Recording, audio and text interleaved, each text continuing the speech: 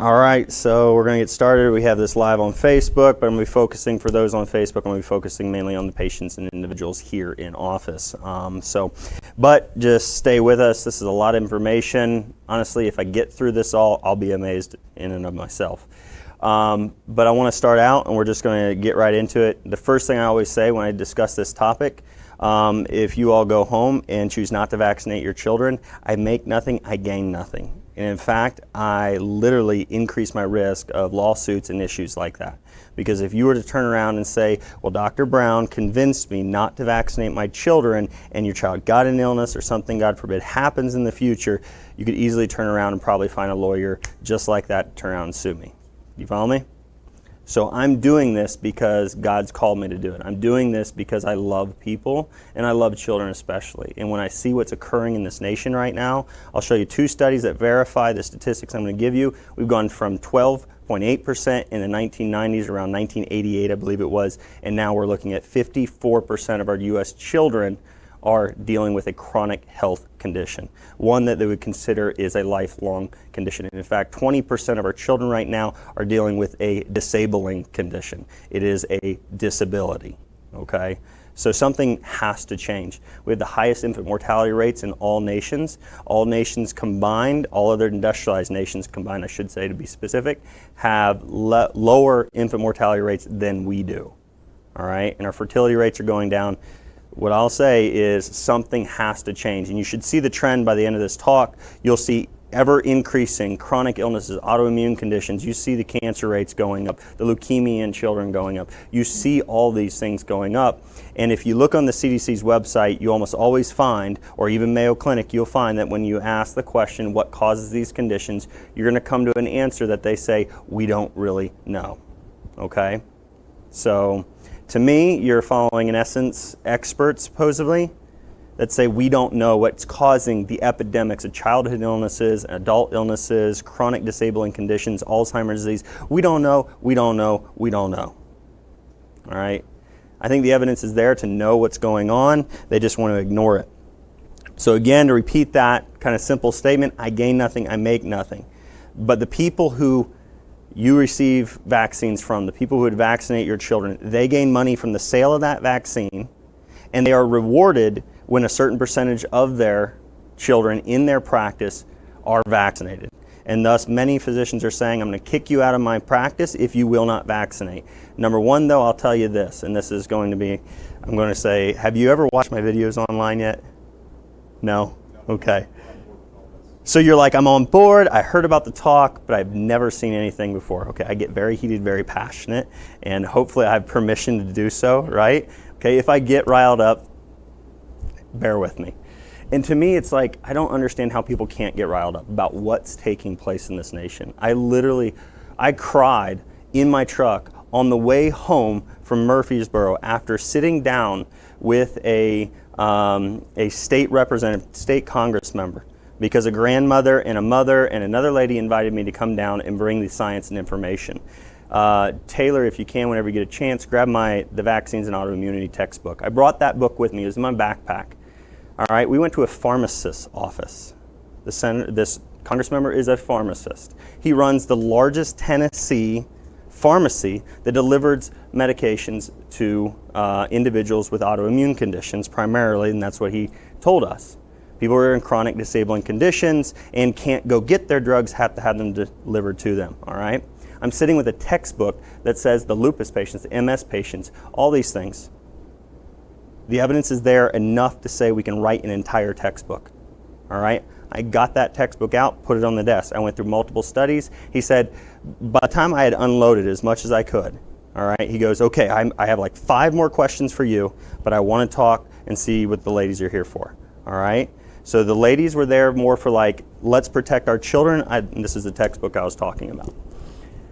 So the ladies were literally talking about how they were there to say, we want to protect our children, all right? We want our religious exemptions, our ability to say no. We want that protected. And he said, so is that all it? And they're like, yes, if we had that, we'd feel much more secure. He says, I don't think you're at risk. I told him, well, the Tennessee Health Department has already said that they want to go after our religious exemptions. So if we don't stand up soon, we're going to lose our rights. Just like New York has, just like California has, just like Florida. Florida is probably about to, and they go around those corners, and then they'll just circle us and come in. All right? It's kind of a great strategical military tactic. Go around the outside and then work your way in. Anyways, so I gave him studies, all right? I gave him research. He'd never heard of it, anything like that.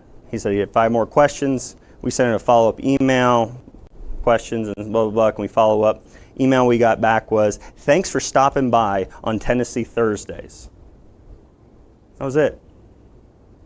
No, I need to get those 5. And she said, if you'd like to sit down with Dale, you had 5 more questions for him. Would you like to see the research? Didn't care.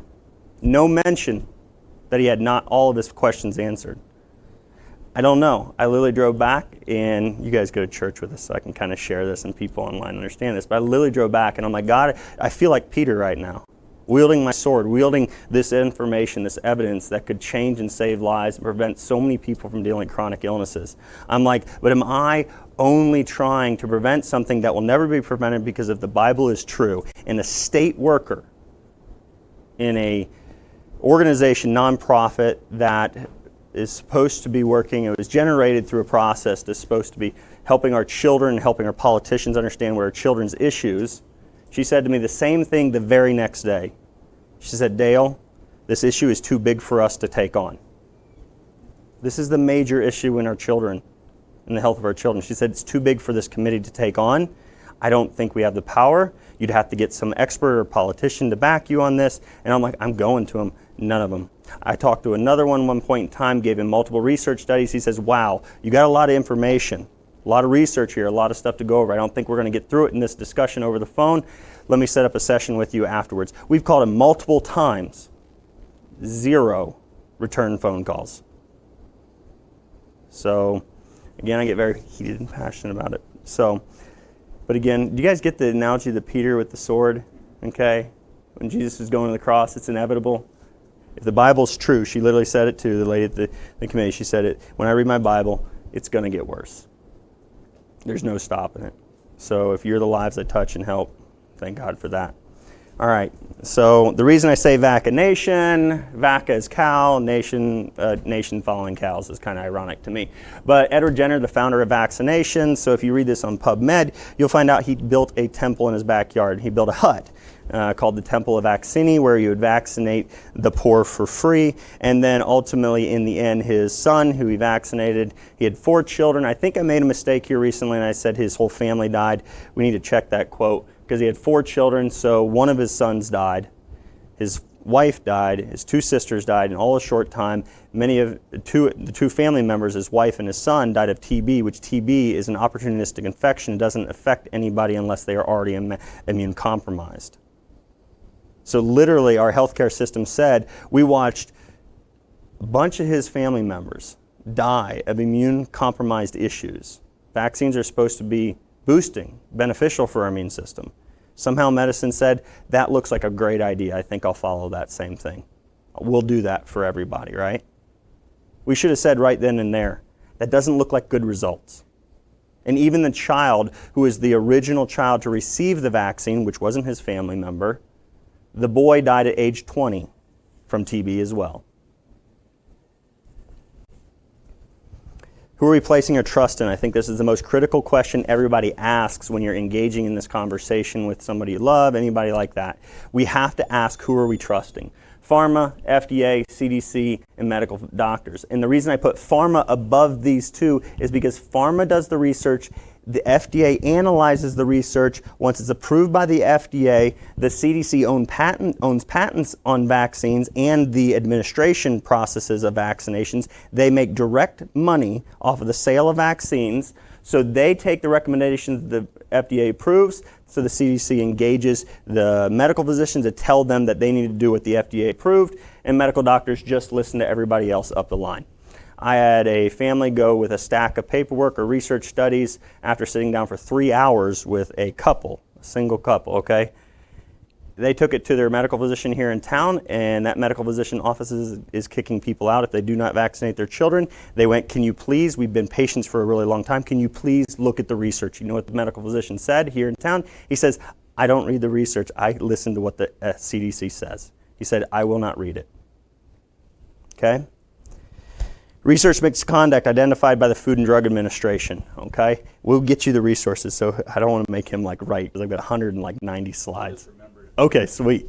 All right, so read this study. I think it's amazing. It's Journal of American Medical Association. It shows and highlights multiple examples where the CDC is willing to lie to people. So if they're willing to lie to people, they say, in fact, they do not receive money from the industry. One example they give is that the industry, Roche, the maker of Tamiflu, actually funded their Take 3 campaign for the flu season, and they gave them $2 million, and they give it under a condition. If the CDC does not uphold that condition, then they can revoke their money. So I can give you $2 million, do what I say. If you don't do what I say, I want my $2 million back. So what does that make the CDC do? That makes the CDC conduct research that will look favorable upon the industry's outcome or industry's product. That's what they detail in this. Journal of American Medical Association, folks. All right, not going to go through everything. I'm sorry, did I say FDA? This is the FDA. Sorry, the one I just spoke about was right here. I apologize, guys. CDC protecting the private good. That's the one I just spoke about. It is outrageous that the industry is apparently allowed to punish the CDC if the agency conducts research that has the potential to cut into profits. But it is our government that made this very bad arrangement, so the way to fix it is not to ask the CDC, pretty please be more ethical and avoid conflicts of interest. Rather, as a society, we need to get the government to reject the devil's bargain. I love that guy. He was another UCLA professor of ethics, medical ethics at UCLA.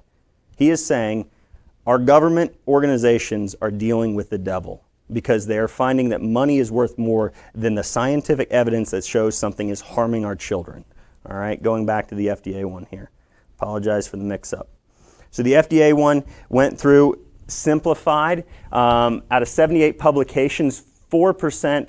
Only 3 of the 78 publications, that would be 4%, that resulted in trials in which the FDA found significant violations mentioned the objectionable conditions or practices during the inspection. No corrections, no retractions, no expressions of concern, no comments acknowledging the key issues identified by the inspection were subsequently published. The FDA allows fraud to take place in clinical trials and does nothing to shut down the universities, does nothing to warn doctors that a researcher committed homicide, in fact, was found guilty of criminal negligent homicide in this study. That's your FDA, folks. What did you all think the FDA does? So when somebody says it's FDA approved, or supplements aren't FDA approved, therefore I don't trust them, I'm like, good, I'm glad they're not FDA approved, because guess what? The FDA, according to the British Medical Journal, in a peer-reviewed medical research study, shows they allow fraud to take place. You know what? I handed that politician down in Murfreesboro a week or so ago. I handed him the study and I said, that is a study showing the FDA is allowing research fraud to take place when they're conducting research to bring a drug or vaccine to market. And guess what? Don't you want to know that the drugs you're delivering to your patients' doors are safe and effective? He goes, yes. I'm handing you a study that says you can't say that because the FDA isn't making sure that they are safe and effective. And in fact, the FDA at the end of the study, when questions said, we find ourselves legally bound to protect the identity of industry. I thought the FDA's job was to protect society, the people. No, they quote, say it was their feeling is to protect the identity, conceal the identity of industry. Just an example of what our FDA is doing, new dengue vaccine. Instead, it causes more cases, experts warn. Philippines revokes Sanofi's product license for dengue. So the Philippines, I've been messaged on YouTube by individuals in Philippines saying, thank you so much. Nobody is talking about this around the world. And we've got children here dying because of this vaccine. The FDA says it will consider, and this is in a time timeline fashion, these articles. FDA says it will consider approval of the first dengue vaccine despite controversy. Sanofi scandal in the Philippines could spread dangerous mistrust of the vaccine. They lied. Dengue researchers faced charges in the fiasco. In February, a panel of prosecutors concluded that there was probable cause to indict these individuals and 19 others on reckless imprudence resulting in homicide. They knew this was going to happen. But don't worry, dengue vaccine is now approved by our FDA. Now, I will say this, because if people go in it, well, the FDA is going to say, they said in this article that they suggest that we test. It's not mandated. They suggest that they test people because you have to have a prior dengue infection before the vaccine would have an appearance of a benefit. If you got the vaccine before you have ever had a dengue infection, so if you had the vaccine before natural infection, it increased your risk of dying from dengue. All right? If you had dengue naturally and then you got the vaccine, they said there was statistically significant reduction in deaths. All right? Now, I'm wondering if the liars probably are doing something to make it appear as if the vaccine after natural infection. Do you follow me? Somebody who was willing to murder children, conceal evidence to make a profit, and guess what? Does the U.S. have a dengue issue? No. So approving a vaccine in which could go to the hands of medical physicians, in which the FDA isn't willing to tell people or tell medical physicians when research fraud has taken place in clinical trials for drugs and other things, do you think the FDA and the medical physicians are going to be told by the CDC, do not vaccinate your populations, your patients traveling, unless you confirm they have had a dengue infection naturally in the past? Or are they going to say, oh, you're traveling to the Philippines, you should get the dengue vaccine? Do you get me? Does this make sense? Paul Thorson, anybody know who these? And if I ask questions, it's okay. Who is Paul Thorson? Principal coordinator for multiple studies in which the CDC says vaccines don't cause autism. OIG fugitive website. You'll get that in the links, all right? Does TWD work, Ashley? TWD on Facebook will not work on YouTube. Facebook live only, or live in the future too. Or not live in the future. Live. The video on Facebook. But if you go there to the OIG, if you just Google it, all right, or DuckDuckGo it. I don't like Google. They're censoring things. OIG fugitive, Paul Thorson. If you search for that, he's an Office of Inspector General's America's Most Wanted for what? He was awarded by the CDC. He was awarded money from the CDC. CDC had awarded grant money to Denmark for research involving disabilities, autism, genetic disorders, fetal alcohol syndrome. CDC awarded the grant to fund the studies relationship between vaccine or autism and exposure to vaccines, and the relationship to cerebral palsy and infection during pregnancy, and the relation between developmental outcomes and fetal alcohol syndrome. So he's getting all that stuff. 13 counts of like money laundering and fraud, but they still use his studies. All right. The pro-vaccine community say Andrew Wakefield was the fraudster. He was the liar. He's never been found guilty of fraud. He's not a fugitive of any nation, country. Their researchers are. Why do you think the CDC and the government doesn't just request Denmark's country and law enforcement extradite the man back to the U.S., which they could easily do? Because it would bring attention to the fact that they committed fraud, that they partnered with. It would bring their research that says vaccines don't cause autism into question. That's why they don't do it. All right, anybody know who the CDC whistleblower is? Except for my staff. Yes? Because you've been here. No? CDC whistleblower? All right, a whistleblower is somebody who comes forward and confesses to doing something, says, I have the evidence that shows a government entity or body is doing something illegal, so I'm blowing the whistle on it. Okay, he has legal immunity, he cannot be fired by the CDC. The man still works at the CDC, Dr. William Thompson. If you watch the 5-minute clip, this is what I sat down with Mark Green, showed him the 5-minute clip. He said he'd never seen that. He's a medical physician running or in political office in the state of Tennessee, going to federal at the time. Showed him the 5-minute clip, he'd never seen that. Showed him multiple studies, he'd never seen that. All right? So this is a confession, though. This is the biggest thing people need to realize. This is a scientist who is willing to come forward, draw up a written statement saying we committed fraud, we got out a big garbage can and threw files and computer files, hard copy documents and computer file documents, and destroyed them. He saved it all because he knew it was an illegal act. It would violate federal law. So he saved all that because he's like, this is illegal.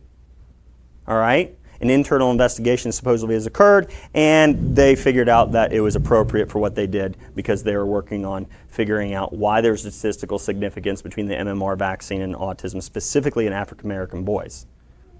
So they changed their study criteria design after the fact. So there's a confession there. Julie Gerberding, the head of the CDC at that moment in time where that study, where that confession came from, that researcher who confessed, she went to work for Merck. Merck is the only manufacturer of the MMR vaccine in the United States, mind you. So she got millions of dollars in stocks after she left the CDC. So the woman who is head of the CDC, when research was conducted on a fraudulent level and confession was said and stated by one of those researchers who worked for her right there, you get me? This is a messed up situation. This is another researcher who worked with the state of California on looking at chickenpox vaccine or the varicella vaccine and the rates of shingles. And guess what? He said, we're seeing definite rates of shingles increasing following this vaccination being implemented because of natural herd immunity is being lost through the vaccine. Okay?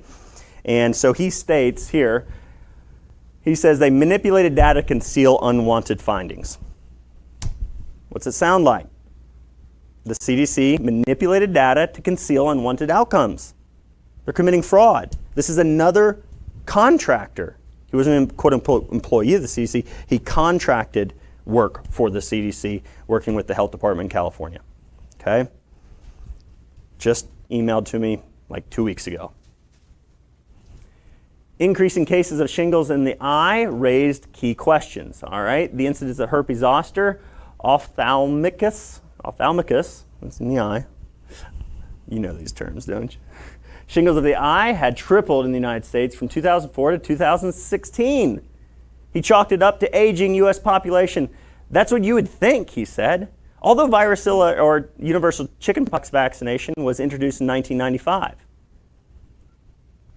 So we've seen an increase in one of the most terrifying infection illness risks and problems, going blind.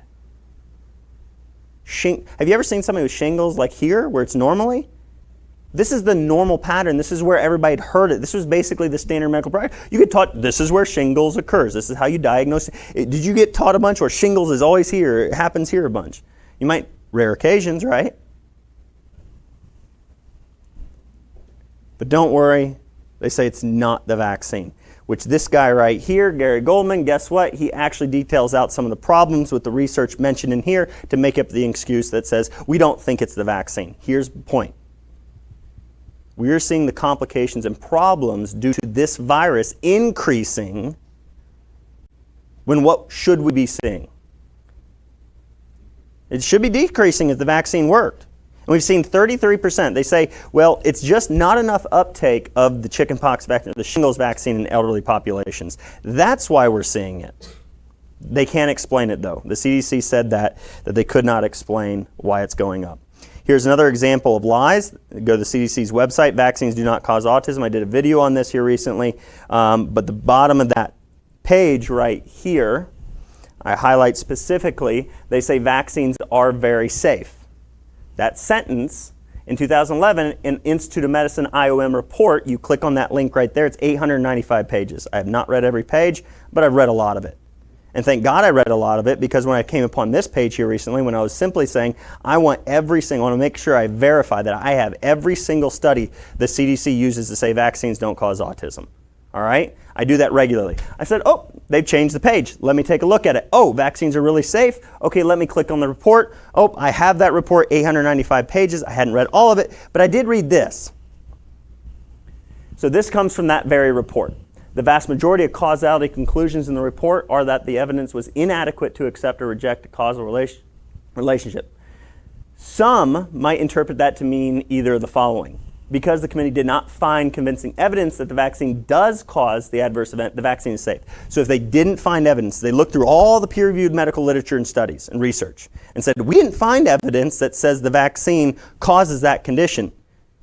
You can't say just because you didn't find evidence or studies conducted, if you never look, the wall behind me, if I never look behind me, I could say, I've never found research or evidence that says the wall behind me is gray. If you never look for it, you can always say, we can't find any evidence the vaccine causes harm. Does that make sense? 135 concerns brought up in VAERS and other reporting systems. 135 different chronic illnesses, autoimmune conditions, infant death, all these things could not be said, yes, they are caused by the vaccine, or no, they're not caused by the vaccine. Does that make sense? So in the same thing, in light, you can't say the vaccine is unsafe because they didn't find evidence that shows safety. So you can't say either. All you can say is, the studies have never been done. Neither of these interpretations are correct. But how did the CDC interpret that 895 government report? 895-page government report that said specifically, you cannot interpret that report to say that. They are liars. Is that all right if I use the word liars? Okay. I just think about it too, like that. This is just ironic to me. I'm like, Institute of Medicine, there's a serpent. I'm like, who's a liar? The serpent is, okay. Childhood immunization schedule, another government report, 238 pages. I've read every single page of this. Childhood immunization schedule is considered one of the most effective and safest public health interventions available to prevent serious disease and death. Listen to me in these words. Childhood immunization schedule is considered one of the most effective and safe public health interventions available to prevent serious disease and death. Furthermore, the committee's review of the literature did not find high quality evidence supporting safety. Doublespeak, folks. Welcome to 1984. If anybody gets that. Did you read 1984? No? Anybody? Okay, gosh dang it. It's one of the, like, I don't know. Don't even worry about it, waste time. But did you get there? Doublespeak? What I'm talking about in doublespeak is they're saying it's really safe, but they didn't find high quality evidence to say that. They're saying it sentence for sentence. Long-term effects of the cumulative number of vaccines or other aspects of the immunization schedule have not been conducted. So saying safety is a lie. Any medical physician that says vaccines are safe is a liar, because the evidence does not say that you can say that. All right? That report, though, was generated in 2011. That's when it's published. I will show you studies that have been published since 2011, continue to confirm what I see as the truth, which is vaccines are extremely dangerous, are extremely harmful, and unnecessary if we're looking at overall health outcomes. Our children living a long and healthy life. That's the way I describe health for my children. All right, Zimmerman, this is a legal document for a court case taking place here in the United States. Zimmerman was a key witness in the autism omnibus proceedings court cases. All right, he mentions, and the reason I put this up there is they mentions that children who were on antibiotics, the child in this case developed regressive autism after the vaccinations, and he was on an antibiotic, which the CDC head, Julie Gerberding, admitted on CNN News, on national television, that in the presence of mitochondrial dysfunction, vaccines could induce brain damage and result in autism. She said that on national television, okay? Antibiotics can cause mitochondrial dysfunction, all right? In my opinion, it is highly misleading the Department of Justice to continue to use the original written expert opinion by Michelle, as to Michelle Cedillo's case as evidence against the remaining petitioners of the OAP. He said, this child, Michelle Cedillo, her case, I don't feel is vaccine-induced autism.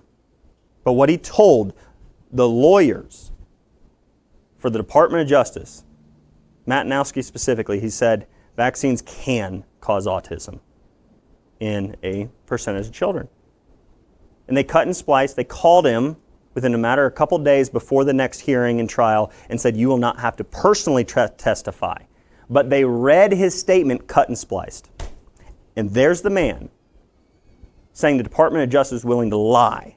Now, some say lying is worth it because if we didn't lie about the association between vaccines and autism, we'd bankrupt our nation. That is their excuse. Probably one of the strongest excuses you could say for lying, right? It would wreck our economy, wreck our financial, Because 1 in 36 U.S. children right now in America are dealing with autism and ASD spectrum disorder. I'm sorry, not okay. And no justification for lying is ever acceptable in my book.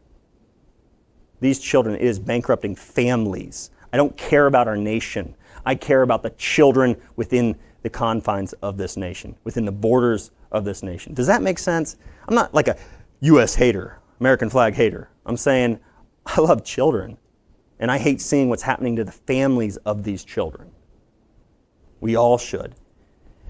Frequently asked questions on the CDC's website: do vaccines cause or worsen mitochondrial disorders? As of now, there is no scientific studies that say vaccines cause or worsen mitochondrial disease. Oh, really? Hepatitis B vaccine induces apoptotic death in your hepatic cells. That would be your liver cells. And if you see right here, we concluded that the exposure of hepatic cells to a low dose of adjuvanted hepatitis B vaccine leads to loss of mitochondrial dysfunction or mitochondrial integrity. So what did the CDC just say on their website, or what do they say right now? There's no science connecting vaccines to mitochondrial problems. What does the research say? And all I need is say there is one study right there that shows, yes, vaccines are inducing mitochondrial damage and dysfunction. So the CDC to say there is no, do you see the lie? There's the evidence. Is Big Pharma addicted to fraud? We all know it. Bobby Kennedy, Robert F. Kennedy Jr. said it. I can't take credit for it. He said, how in the world do we think that the vaccine manufacturer, the drug companies, can do something as horrible as what they're doing with the opioid epidemic or Vioxx and countless other medications that killed people when they knew it was going to happen? But somehow they've met Jesus when it comes to vaccines. They wouldn't do anything to harm children. They're telling the truth when it comes to that. But so many other times they don't. If you read this article, they take doctors on cruise ships. They bought prostitutes for medical physicians. All right? So in this article, you'll see, and then you can reference the actual court documents in China where they bought prostitutes for medical physicians. And you know what they say in the article? These are tactics homegrown in the United States. Don't even think for a second that they aren't doing it in the United States. Literally, the CDC has bought prostitutes and sex workers to come to a CDC seminar. CDC off-center, a government investigation into wasted money by the CDC. They bought sex workers to demonstrate sex toys, how to put on a condom, all this stuff. It's all in a government document. I didn't actually link to that one though, but I can get it to you if you need it, if you want to confirm my statements. Stephen Neeson, just read this article and then look at the fact that they literally, how the FDA, so Avandia was taken off the market because it caused diabetics to die from heart disease at higher rates than the placebo group, okay? Heart disease is the number one killer of diabetics. So the drug was killing people, they knew it was killing people, they withheld that data, and then they got it approved, and then the FDA didn't tell them they had to take it off the market, helped them try and cover it up, and then when they finally had enough pressure from other countries banning the drug, they eventually said, we can't keep this on the market anymore. They took it off. After it was taken off the market, the FDA funded, with our taxpayer dollars, additional research at Duke University to look at the data, reanalyze it, after an FDA employee already said the increased risk of cardiovascular events in the Avandia group, in the drug group, was huge. I mean, a lot of people died. They hired Duke University to do another analysis of the same data. Oh, Avandia's drug maker was the one who was allowed to generate the data and information and decide what statistics, what numbers, what files went to Duke University. Duke University didn't have access to all of it. They could only acquire what was given to them by the maker of Avandia. And the FDA funded this study, and Duke University to pay $112.5 million settlement for fake research. This is not the Avandia research. But this is another one. This is just an example. But I had all of this stuff when this stuff came up. Is this like blowing your minds at least a little bit? But is it frustrating and angering too? Systemic data fabrication, Chinese police to seek arrest of 18 vaccine scandal with the DTaP vaccine. We make a lot of our vaccines in China right now, so folks, this is what we're dealing with. We don't know whether our vaccines are safe or not. Okay, this is Chatham versus Merck, all right? The FDA was alerted to it. Merck designed testing methodology that was flawed. They used basically they used rabbit blood They initially used the vaccine strain mumps to test it. Still, literally the vaccine wasn't effective against the vaccine strain mumps.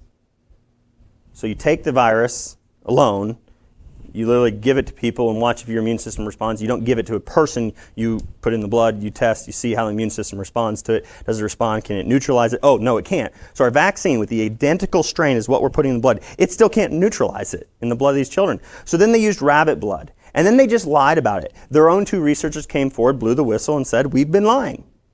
All right, this is still in court right now. It's a decade now since they came and confessed. A decade. So afterwards, the FDA came in, did an inspection, FDA did nothing, and after the FDA left, Merck told their own researchers, we'll send you to jail if you go to anybody else and tell them what we're doing. I'm like, how does Merck even think? Like, hey, police, can you come arrest our researchers? They're trying to tell people the truth because we're lying about a vaccine. We're committing fraud here, and they're interfering with that fraud. Can you come arrest them, put them in jail? What evidence would they use?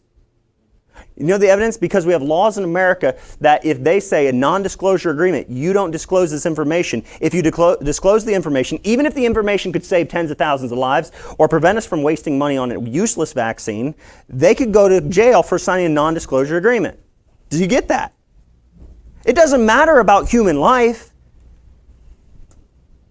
HIV researcher found guilty of research misconduct, sentenced to prison. Oh, for what? Using rabbit blood. Oh, he accidentally mixed human blood and rabbit blood in the study. And then he just kept doing it because it looked really good. It worked really well. So we're still sitting here waiting on a court case to be finalized to show that Merck, after 2 researchers confessed to doing the exact same thing that this guy is doing, this guy's in jail. Oh, but don't worry, it's questionable how much more is to be gained by jail time. Really? I mean, the guy committed fraud. What if he got away with it? At the very least, in most harmless situation, people were given a worthless vaccine, they spent money on it, we wasted a bunch of money, and no benefit was found. All right, that's the least. Worst case scenario, it actually is harmful, which, that's what we're seeing. By the end of 2013, Han had already resigned the ISU and received a 3-year ban on pursuing federal grants. So our federal government says if you commit research fraud with federal money, you can be banned 3 years and then come back and we'll get you grant money again. This is the Office for Research Integrity, folks. Don't you think if research integrity is this is a really important issue? We need to make sure to uphold the integrity of research and evidence.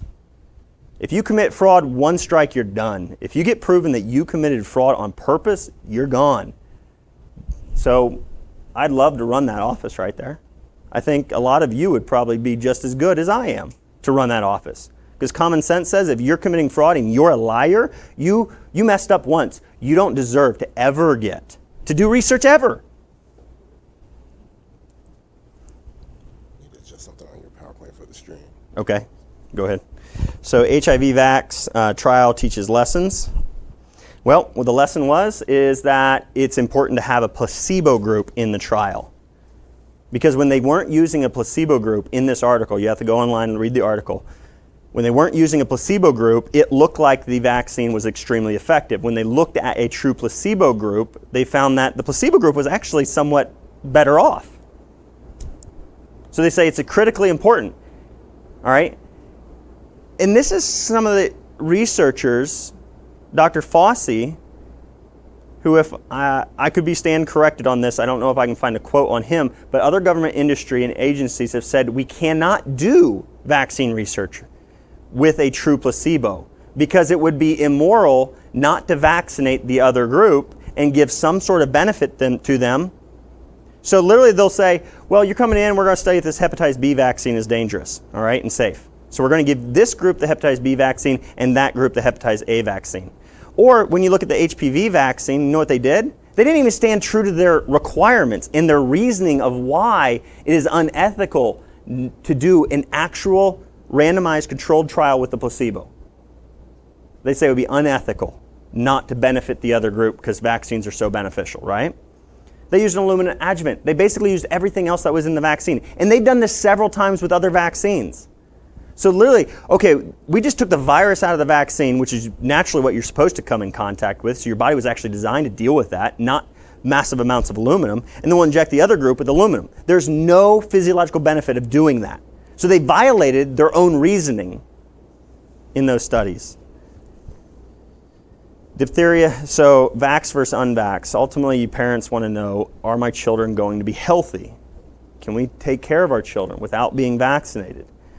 DTP, this is the vaccine, and there was an additional report just written by one of the world-renowned, he was the head of the Cochrane database of systematic reviews, which he got kicked out because he questioned vaccines.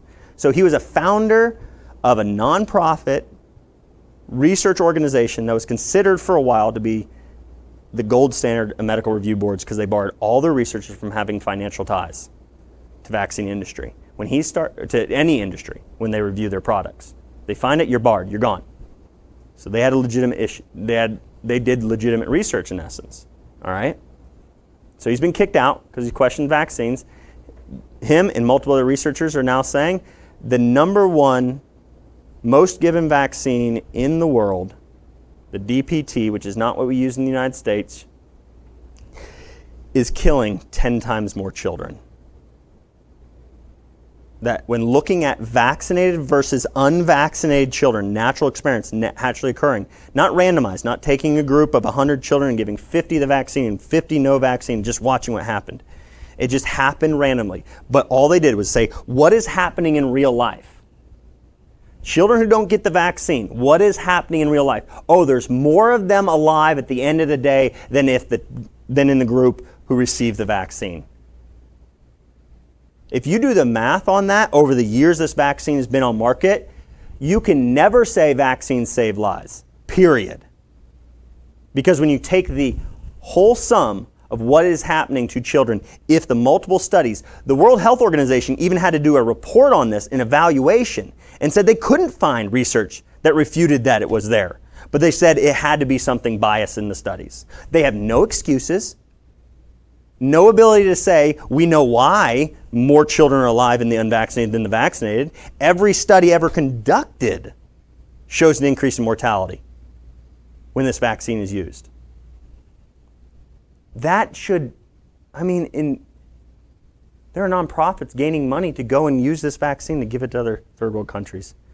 We don't use this vaccine in the United States because of the lawsuits that came against the drug companies, the vaccine manufacturers.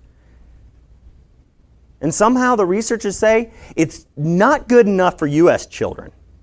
You know what? We have the financial ability to start suing if we could see so point blank how harmful a vaccine was.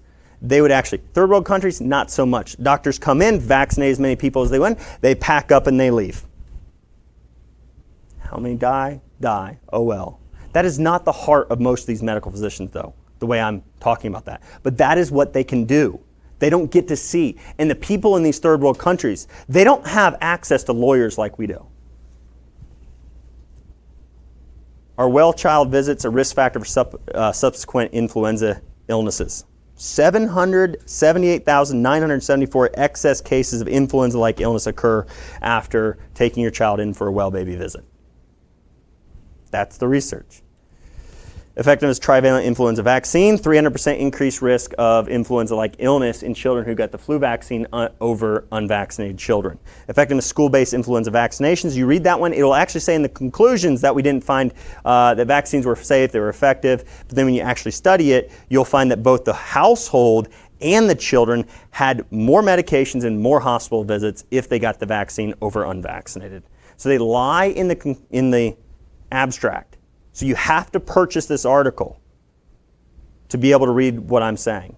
And you can confirm what I'm saying in that study. Increase in non-influenza respiratory virus infections associated with the receipt of inactivated influenza vaccine. Again, the following 9 months, those receiving the vaccine had an increased risk of virologically confirmed non-influenza infections, one of which was rhinovirus, unexpectedly higher mortality and morbidity, or morbidity and mortality in hospitalized elderly patients associated with rhinovirus compared to influenza. So the rhinovirus is more deadly than the influenza virus, It doesn't necessarily mean that. It could mean that rhinovirus is such an opportunistic infection, kind of like pneumonia isn't spread like influenza is, okay? Influenza spreads a lot more throughout the population. Pneumonia is an opportunistic infection that occurs in somebody when their immune system is depleted. That's why immune system kind of takes you down a little bit. You don't have enough storage of vitamins, minerals, nutrients, or immune strength. You get down here. Pneumonia says, hey, I can finally actually take advantage of this person. Do you follow me? They take advantage of. All right, and then it ends, it's the last straw, okay? So it doesn't necessarily mean that, but do you guys get this? So what I'm saying there is research shows that if you get the flu vaccine or children gets the flu vaccine, they have an increased risk of other infections, one of which actually has a higher mortality rate. All right. So a population-based cohort study of under-vaccinated in 8 managed care organizations across the United States. Read this to you. Children who were under-vaccinated because of parental choice had lower rates of outpatient visits, less emergency department encounters than age-appropriately vaccinated children. So the unvaccinated didn't need to go to doctors as often, didn't have emergency room visits as often. Oh, it's probably the lifestyle of those parents. If they choose not to vaccinate, they probably also engage in other lives. I'm like, if the health of children was the point, why don't we just do what people are doing who get better results? And hopefully, like, my personality in this discussion isn't like turning you guys off. It's not like Debbie Downer. HPV vaccines found the same thing. Increased prevalence of alternate viral strains and still a 20% rate of the HPV strains found in the vaccine. Studies again showing that the vaccinated had more rates, higher rates of HPV over unvaccinated individuals.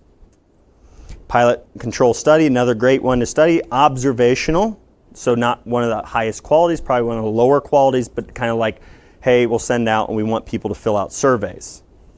So in essence, you could say, well, probably all those unvaccinated hippies, they want to do a survey. So a survey, I'll fill it out. I'll do this. And I'll say my children are really healthy, blah, blah, blah, and might hide it. So there's a lot of bias that could occur in the study.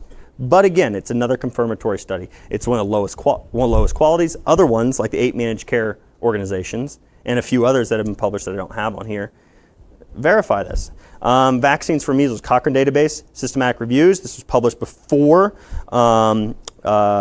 that researcher that I was discussing was actually kicked out. This is published in 2012.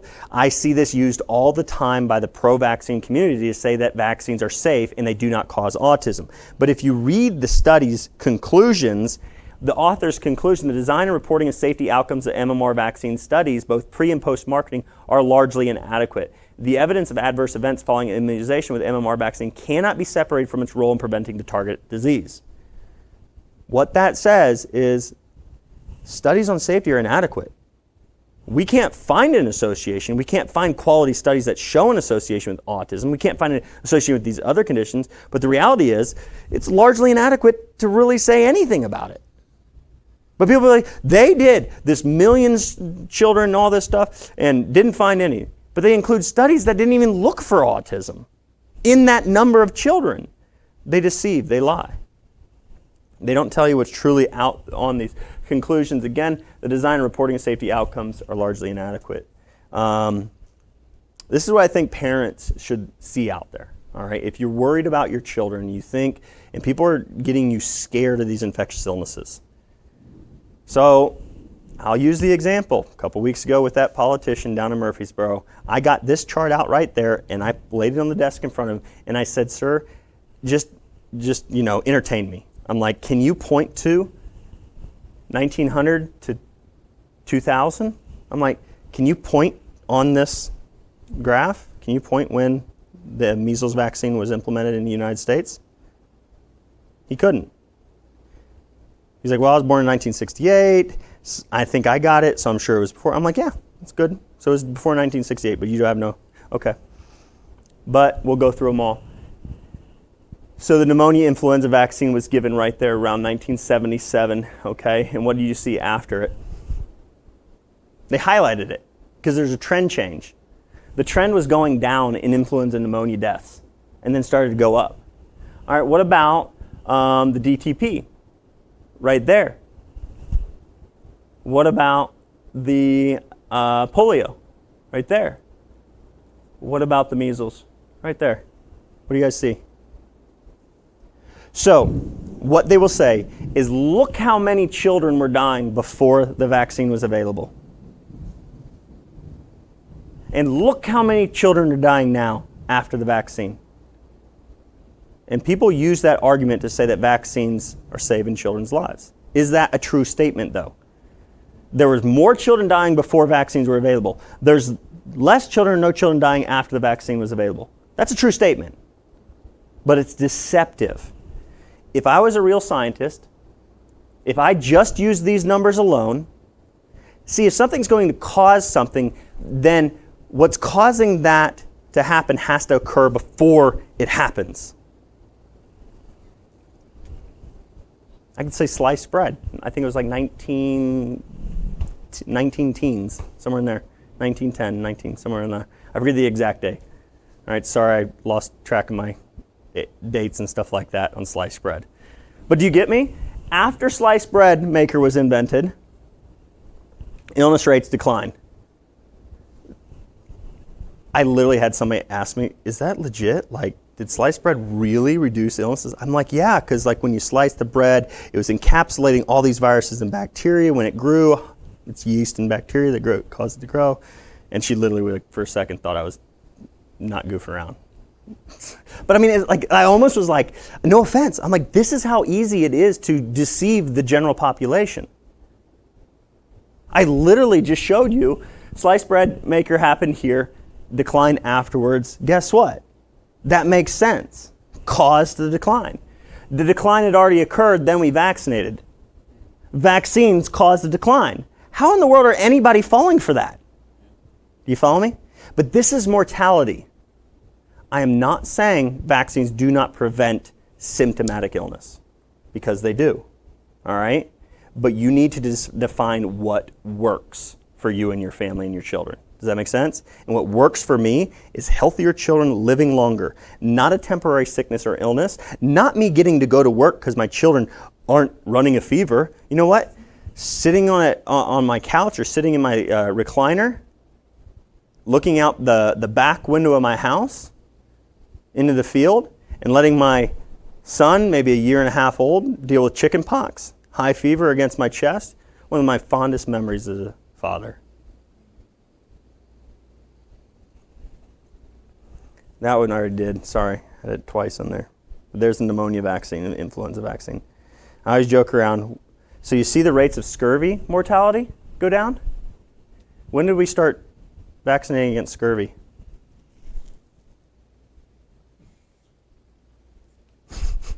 Scurvy's malnutrition.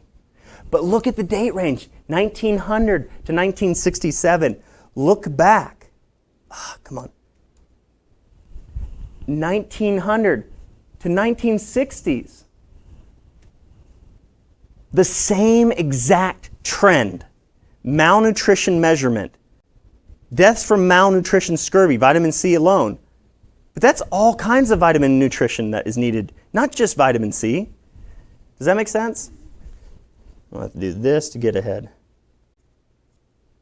So it's malnutrition that is scientifically shown to reduce these illnesses. National and statewide profile of leading health problems and healthcare quality care in the United States. This is the 54% study, okay? Yes, this is the 54% of our children in America are now chronically ill. This is the one that shows that 12% were back in 1988, okay? And this is JAMA. All right, hepatitis B vaccine, age-adjusted rates. All right, when did we start vaccinating? When was the vaccine licensed? 1981. When did the vaccine, when was it started, when did we start giving it to newborns? 1994. What happened after that? No one talks about that. Now I will say their excuse comes from its importation of hepatitis into migrants. They're saying immigrants are the ones that are causing all the increases in hepatitis, which is a factor in this. But the result is what?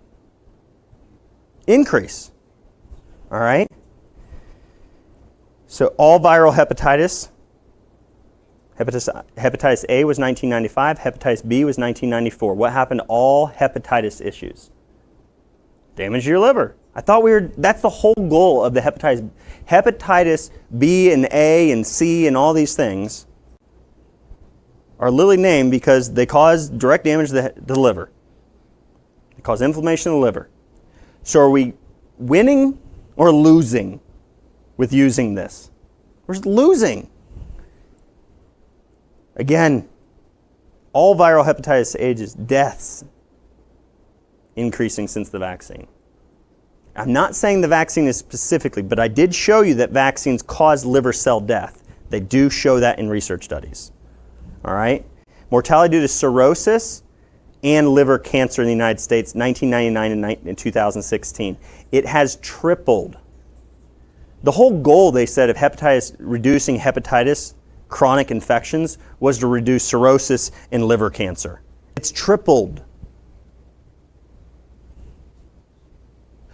Real world, what is happening? This is what I tell people. Real world, what is happening? More people sick, more people dying. More people stricken with chronic, oftentimes sadly, lifelong illnesses since these vaccines have come to market. Hepatitis V highlights prescribing information. Your medical physician has this in every single vaccine vial, just showing you the hepatitis B vaccine safety studies. 434 doses were given to 147 healthy children and infants up to 10 years of age, not newborns. So we give it to day one newborns. The safety study in the clinical trials, in the vaccine prescribing information, these studies are used to bring it to market. They gave 434 doses to only 104 subjects. There was no placebo group, and they monitored them for 5 days. Hey, we saw some adverse events, but we didn't think it was related to the vaccine. That's literally what they did. All right? 3-dose regimen, and this was another study. So this is one study, this is another study, and this is all the studies you get for safety. This is the prescribing information for hepatitis B vaccine. 3-dose, and this, you guys get why I'm like, this is ridiculous. 3-dose regimen versus a 2-dose regimen, with the 2-dose regimen was 10 micrograms versus the 3-dose regimen was 5 micrograms. Why did they do a 2-dose regimen of 10 micrograms rather than a 2-dose regimen of 5 micrograms? That's like me saying I shot one group with a 9mm 3 times, and I shot one group with a 40 caliper, it's a bigger caliper, all right, 2 times. And I saw a similar number of people injured or killed, or severe reactions. Could I say it's safe to shoot people with these guns because there's similar responses? That's how they do safety studies. That's Merck's, the maker of the vaccine. This is how the FDA proved it. And there's all the issues, and you could go through them, neurological problems, everything. I do want to point out this, that autoimmune diseases, including systemic lupus, lupus-like symptoms, vasculitis, polyarthritis, and all these neurological conditions like transverse myelitis, multiple sclerosis, exacerbation of multiple sclerosis, myelitis, including transverse myelitis, seizure, febrile seizure, peripheral neuropathy, Bell's palsy, radiculopathy, herpes zoster, which is again chicken pox, migraines, muscle weakness, all those things. That's what they observed in the children. And they said it was safe. Autoimmunity and hepatitis A vaccine in children. They looked at the children. ANA titers came positive within 1 month. They took 40 children. None of them had any autoimmune markers. They did their blood tests. None of them have any autoimmune markers. Let's vaccinate them all twice, 1 month after the first vaccine. 4 of them had autoimmune titers. After the second dose, more of them had autoimmune titers, autoimmune against the thyroid, autoimmune against the other tissues. Guess what? Within a month, 2 of the children out of the 40 still had ANA titers, which is a measurement they use for like rheumatoid arthritis, systemic lupus erythematosus. And guess what we're seeing in America right now? Our autoimmune rates are skyrocketing. And guess what? You go to the CDC's website, they don't know what's causing it. But again, here's a vaccine. If you want to know what's causing autoimmune conditions, here it is. And guess what? What's one of the number 1 causes of death in America? If you combine all autoimmune conditions, depending on age group, it can be up to some saying it's the number 1 cause. Underlying factor because a lot of people with autoimmune conditions are dying from pneumonia, or dying from the flu, or dying from infectious illnesses because they're being given drugs that weaken their immune system. But the underlying factor is whatever caused them to have the autoimmune condition in the first place that caused them to need these medications that suppress their immune system that ultimately led to their immune system being so weak that they die from an infectious illness. And then they use those people who die from these infectious illnesses to say, hey, look, we need to get all these anti-vaxxers to get their vaccine. That's what they did with the woman in Washington who died from measles. No, she didn't. She was in the hospital for multiple weeks on immunosuppressive drugs dealing with an autoimmune condition. They are literally using the people they harm, maim, as excuses for why everybody else needs to get their vaccines. Brief report, lupus and unrecognized. This is lupus alone. During 2015, there were 28,411 deaths. Take that, average it out over those 16 years, because 2000 to 2015 was 16 years, not 15. I had to make sure that I figured that out. But 28,000 deaths. Statistically, we are losing more people in the age range of, I believe it was 15 to 24. Don't quote me on the 15 to 24 alone. Maybe it was females, underlying cause, so it was more than the 15. It may have been the 15 to 44. 28,000, that's more than measles was prior to the vaccine being available. And that's just lupus. Hepatitis A, what does the CDC want you to see on their website, because this vaccine was recommended in the childhood schedule in 2006. So the CDC's website show you this. Looks pretty darn impressive, right? 2006, we start vaccinating. Afterwards, oh look, it went way down. Well, guess what? Here's what they don't show you. NIH, National Institute of Health. Hepatitis A, age adjusted ambulatory visits. The rate had already gone down, plateaued, leveled off after the vaccine went up. That could be because it's ambulatory, going to the hospital, which hepatitis A is acute typically. It's typically not a chronic infection. It can remain chronic in some people, and plateaued. So really nothing happened, and then it went down afterwards there. This was licensed, so it wasn't given to a lot of people. 2006 is when it was licensed. What happened before 2006 already? But that's what they want you to see. That looks impressive. That is the truth. Do you see how they deceive? I'm going to repeat that a lot. Oh, and now 5 days ago, hepatitis A is on the rise. What should you know? Get your vaccine. No, it's wash your hands. Or hope your server washed their hands if they had it, you know? But again, they're not preventing it. The vaccine hasn't been studied to prevent the transmission. It may prevent symptomatic illness in the individual who gets the vaccine, like several other vaccines have been shown to do. Diphtheria, tetanus, which doesn't really spread human to human. It spreads in fecal matter, but you could spread it on your hands and different things. I'm sorry I mentioned that, but diphtheria can be spread from human to human. Actually, they've shown in the studies that diphtheria is spread from human to human in the vaccinated people primarily. Same thing with whooping cough, and now the studies are alluding to that with HPV as well as influenza. That's what the studies are going to say, I feel, because I'm seeing them happen. Infantile autism, this is one of the earliest studies. This is the study that they used to say that there was a 1 in 10,000 rate. There it is, 0.7 cases per 10,000 children.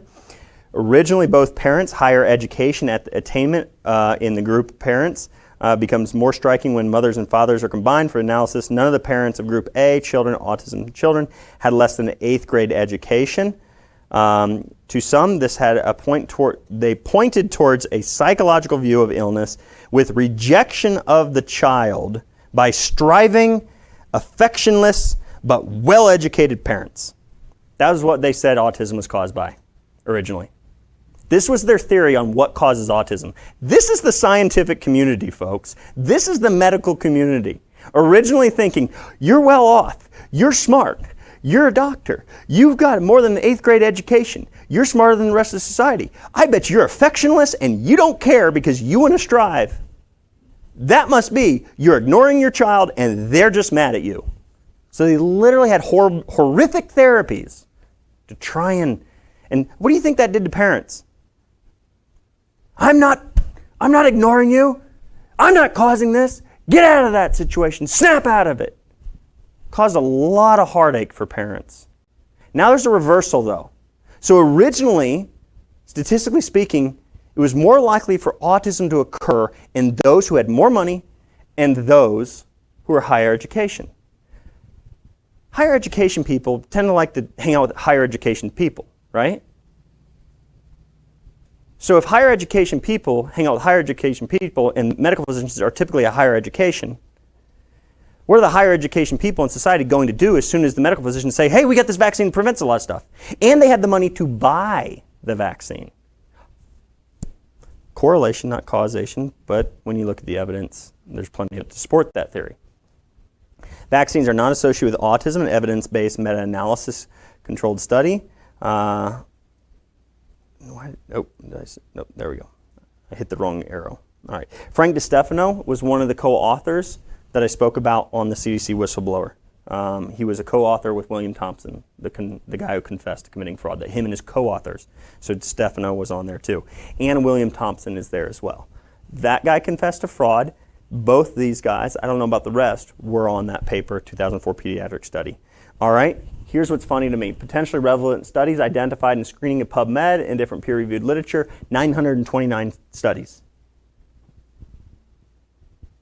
That's what they identified, that they could have reviewed, that mentioned autism, mentioned vaccines.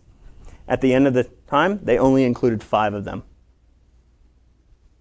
So there was 929 bits of information they could have included in their evaluation. So there's 929 bits of scientific evidence out there, or studies or peer-reviewed articles, whatever, literature. But we're only going to include 5. Sounds like bias to me. Watch this, though. We recognize that there does exist data from VAERS that reported positive results. However, so they admit VAERS reported positive results of an association between vaccines and autism, meaning parents were reporting, my child regressed into autism after vaccines. All right? However, due to the aforementioned reasons, these papers were excluded. So this study excluded parents or studies that used VAERS. So they said, basically, we won't use those as evidence.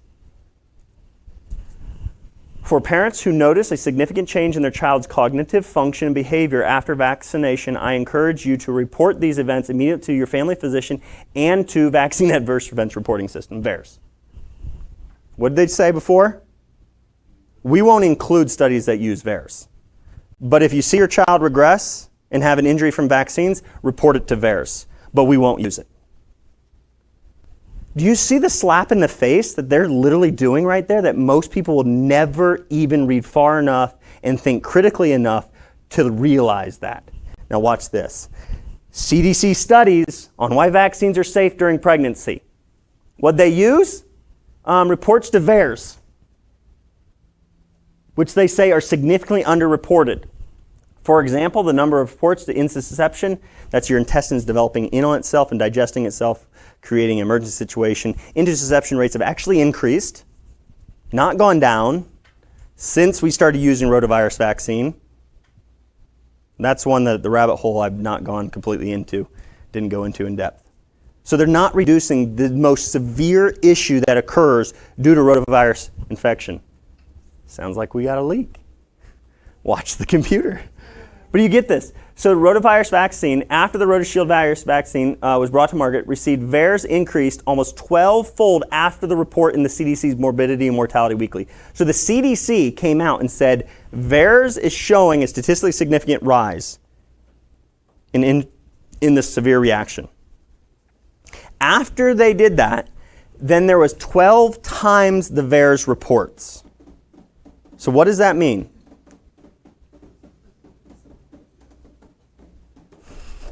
Oh, devil. We have a water leak. It's raining like crazy here, and I've asked them to fix that. Wow. Okay, anyways, but you get this? So what this is saying is that for every time you use a VAERS report, they literally mention this is what I think. I think when I read these studies, I'm like, wait a minute. So you're saying if the CDC admitted that this reaction, this type of reaction, a child could die or a pregnancy loss, that if they told medical physicians that this could happen after the vaccine, then medical physicians would actually report it. Most of the time, medical physicians don't even know how to report it.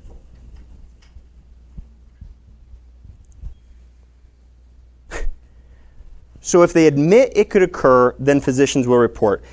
The whole system is there to catch the possibility that a vaccine is causing harm. But if physicians say, well, it's not related to the vaccine, therefore we won't report it. Oh, the CDC says it can happen? Well, now I'll report it 12 times. They should have taken the number here that they used to say vaccines are safe because of VAERS reports. They should have taken that number and at least, according to what they have right here, said we need to multiply that number by 12 bare minimum.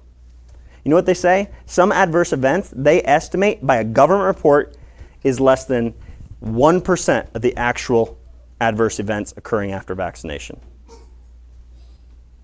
So we could have 100 times in certain circumstances.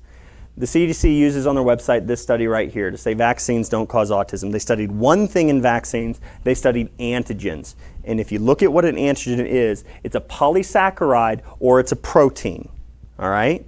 So this is a natural molecule found on bacterial surfaces or virus surfaces. So it's basically what your body uses in the natural sense to say, okay, I'm infected. How do I recognize this? How do I memorize this? And how do I fight it off more efficiently in the future? Or how do I tell everybody else, all the other immune cells, that this is what you need to look for on the surface of these cells or surface of these bacteria or viruses, and you'll kill it off and get rid of it. So antigens have gone down. Have the number of vaccines in America gone up or gone down? Gone up. We all know that. But antigens have somehow gone down. Does anybody know why? Most people won't. It's one of those things where I'm like, these guys are smart. They didn't study all vaccines, the total number of vaccines, and look at autism went up, total number of vaccines went up, autism is associated with vaccines. You could say that. It's simple. It's common sense. All right? Association doesn't prove causation, but here they're using antigens went down, but total number of vaccines went up, and there's a scientific reason why antigens can go down, but vaccine numbers can go up, because now they're using adjuvants more. Science is great. You need to grow less of the bacteria, you need to grow less of the virus, you need to harvest less of these things and process these things, and we'll just add more chemicals like aluminum adjuvants to our vaccines, and if we add more of those, then we can artificially stimulate the immune system to mount a greater immune response. Therefore, we can say, look, the vaccine works. It's an artificial immune response they are generating with adjuvants. So they chose one thing. Do you see how deceptive that is? These researchers, I'm like, it doesn't take, if you know anything about vaccines, if you are a scientist, if you are a patent owner, one of the patent owners helped design the study, Paul Offit, of the rotavirus vaccine. He's a patent owner. He's supposed to be one of the greatest spokespeople for vaccines. He helped design this study. They didn't say, let's look at everything in the vaccine, which has gone up. Let's look at all the chemicals and things we were never supposed to have injected into our bodies. They've all gone up. Let's look at the association between those and autism. No, let's look at the one thing that we know, since we're scientists and since we're vaccine experts, let's say the one thing that has gone down. It's brilliant. Because most people would never read into the study and even understand what an adjuvant is versus an antigen. Do aluminum vaccine adjuvants contribute to the rising prevalence of autism? Study found yes. 2011. Empirical data confirm autism symptoms related to aluminum acetaminophen. Acetaminophen is a mitochondrial toxin, can cause problems with the liver, but again, adjuvants or aluminum in vaccines. Study in 2018, aluminum in brain tissue autism. They found aluminum in the brain tissue of autistic children. Higher amounts than they're even seen in most Alzheimer's patients. There's several studies right there that show as aluminum adjuvants go up, autism goes up. They knew what they were doing. But that's the study. The CDC won't post those other studies, those three, and I've got many more. Association between influenza vaccination. This was funded by the CDC, but you will not find it as a link on the CDC's website for vaccines causing autism or vaccines causing adverse events in infants or newborns. All right? There was no, I love how here's the doublespeak again. There was no association between maternal influenza infection anytime during pregnancy and increased risk of autism spectrum disorder. There was a suggestion of increased autism spectrum disorder risk among children whose mothers received an influenza vaccination in the first trimester. Finding could be due to chance. These findings do not call for changes in vaccine policy or practice.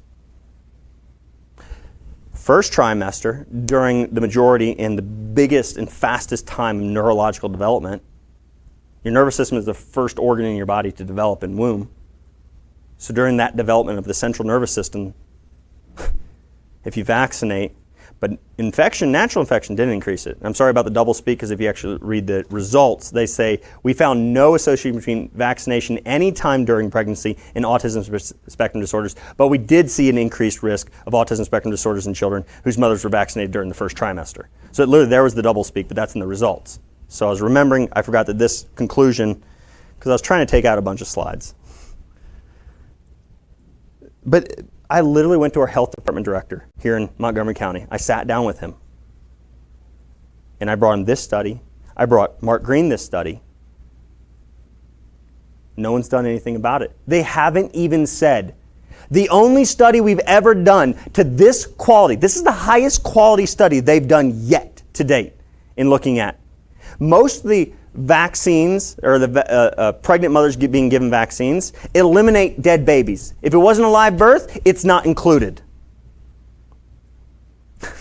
A young lady just literally like, what in the world?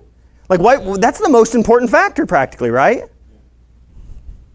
They eliminate those. No, we won't analyze those. They have, and they found an increased risk of stillbirth, increased risk of spontaneous abortion. In what? First trimester vaccinations.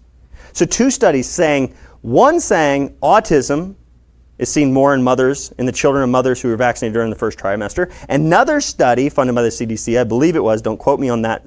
Hey, jump out of there. Another one was showed, she bumped the camera, so I was like wanting her to. But, so literally two studies showing like dead babies occur. And I hate using it that way, but I'm like, that's what's happening. This is wrong.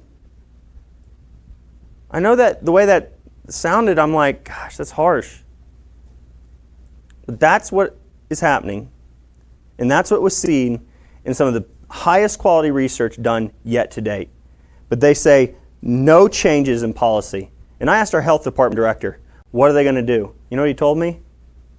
He said, well, the Tennessee Health Department and the CDC got some flyers out on that. They did alert us to that study, and I forget what exactly they said in that, but I can get that to you. I said, okay, please get that to me. If you guys want to verify what I'm saying, all the emails between me and him over a year's time are published online. The man lied to me multiple times. He never got me a single thing he ever said he was going to get me. When I asked him about the CDC whistleblower, I asked our Montgomery County Health Department director, I said, you have a researcher who's confessed to fraud. What are you doing about it? Because I believe the patients in this office that you're directing, this health department, deserve to know that before they vaccinate their children. That a researcher at the CDC has confessed the CDC is committing fraud, ordering them to commit fraud. You know, he said, it's above my head. Yeah. And you know what he says? And I'll say this because this is one of the things that I believe the devil will always want to say to Christians. I'm a Christian like you too. We're brothers. I have never seen in the Bible where it says lies, as long as it's for public safety and good, lies are acceptable. No Christian should ever say, it's above my head to do anything about lies. I disagree with that 100%. Jesus would never stand for it. And I got a letter from the health department saying that I was harassing them and they would seek legal action if I continued to try and discuss vaccinations with them. So I need somebody else to pick up that torch. Like seriously, I've literally tried. If you read the emails, it's horrific. Like he doesn't answer anything. He just says, well, that's one study. I bet we could find other studies saying the opposite. Okay, give me them. Show me. I'm like, I probably have already read them. And I can point out how junk they are. Safety of thimerosal. This is another study that the CDC uses to say vaccines do not cause autism, but conflicting results were found in different HMOs, so different offices for resolving the complex findings. Studies in a uniform neurodevelopmental assessment of children with a range of cumulative thimerosal exposures are needed. So they use this study to say they found no association. But the study's conclusions actually say we found conflicting results. In some offices, we saw an increased risk of autism, the more thimerosal, mercury-based preservative they use. And one office, we didn't. But they didn't include that third office until after they found that there was an association. And then they added a third study. That's why if you look up the issue behind the Verstraeten study, you'll see they had a special meeting at Simpsonwood. In a hotel room, they discussed what they needed to do about the statistical significant findings showing that thimerosal was associated with increased risk of autism and how they needed to cover it up. Legal documents, FOIA requested. IL-4 mediates, but here's the issue. You will be able to say that there's not a large statistical significant correlation between the MMR vaccine and autism, because if we cause autism, the brain damage in children before the MMR vaccine is administered with other vaccines, which the CDC does not list any other study than the one I went over with the antigens versus, and where I said, why didn't they study all vaccine ingredients? That's the only study they did on the entire vaccine, but they did it deceptively. Otherwise, it's MMR and thimerosal alone. It's one vaccine and it's one ingredient. And then they did the antigen ingredient. So in essence, 2 ingredients and 1 vaccine, that's all they've studied. IL-4 mediates delayed neurobehavioral issues in mice. In this mouse study, interleukin-4 is also found at higher amounts in autistic children. So you have biological plausibility. You have an animal study which these animals didn't show neurocognitive problems. They showed brain structural, inflammatory, and anti-inflammatory cytokine disruption, so it disrupted their immune system. They didn't see any issues cognitively in the mice until 8 weeks. Here's what I've been saying. I've been saying, what if 8 weeks in a mouse's life is similar to 18 months in a child's life? And what if the MMR vaccine, which increases IL-6, which is an inflammatory cytokine, further increases the structural brain damage and then triggers it even further? But some children will wind up just like these mice, be vaccinated on day 1 of birth, but later in life start to develop the cognitive problems. Does that make sense? This study was not one of the ones used in the government report, the 2011. Neurological adverse events associated with the vaccine. Experimental evidence clearly shows that simultaneous administration, that would be multiple vaccines, 3 immune adjuvants, as little as 3 immune adjuvants, which you get a lot more of that in oftentimes 1 vaccine and different things. So especially when you get multiple vaccines, repeated stimulation of the immune system can trigger autoimmune conditions. Allergy is one of the most major health problems in America, equivalent to AIDS, cancer, cardiovascular disease, injuries, and accidents. That's how bad allergies are. Scandinavian countries like Sweden, lowest infant mortality rate, some of the lowest rates of autism. Their vaccines are not mandatory, and they don't even recommend hardly any of the vaccines comparable to the US schedule. So they don't recommend the schedule we do, far less, fewer doses, and not on a strict regimen, and it's completely voluntary. They have the lowest infant mortality rates and some of the lowest chronic illness rates in industrialized nations. So literally I could say, if you wanted to meet me halfway, just use Sweden's schedule. Their babies are living more and they have less chronic illness. I do not agree with their schedule even, especially with the new DTP vaccine science coming out. Time trends in autism and MMR immunization in California. The way they said this study, another MMR vaccine study by the CDC, says in California, said, look, so the coverage, so this is the percentage of children being vaccinated. So it went from around like 50%, then it jumped way up, and then it went way up here for age 24 months, up to like above 80%. So that jump right there. They didn't see at that moment in time the same ratio.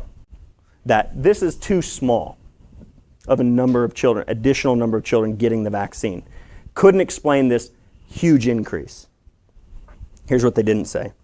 Aborted fetal tissue began to be used in the polio vaccine in 1987. Aborted fetal tissue began to be used in the measles, mumps, rubella vaccine back in 1979, but they added a second in 1988. So they changed the schedule significantly using aborted fetal tissue to grow the viruses on. And then they added those vaccines right here. What do you see happen immediately following? So what have other researchers said? We think it's the DNA causing molecular mimicry, causing our immune system to attack ourselves because we're injecting human DNA into babies. So when people also say it's genetic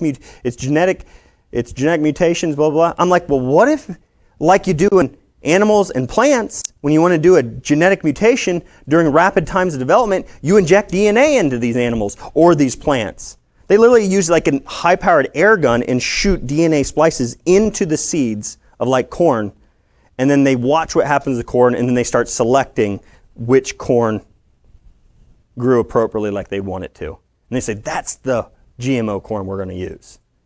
So they're literally just injecting it, but it's not organized, and sometimes the body can right itself, but the reality is you do that, there is the potential for that DNA to be taken up by rapidly developing infants into their genetics.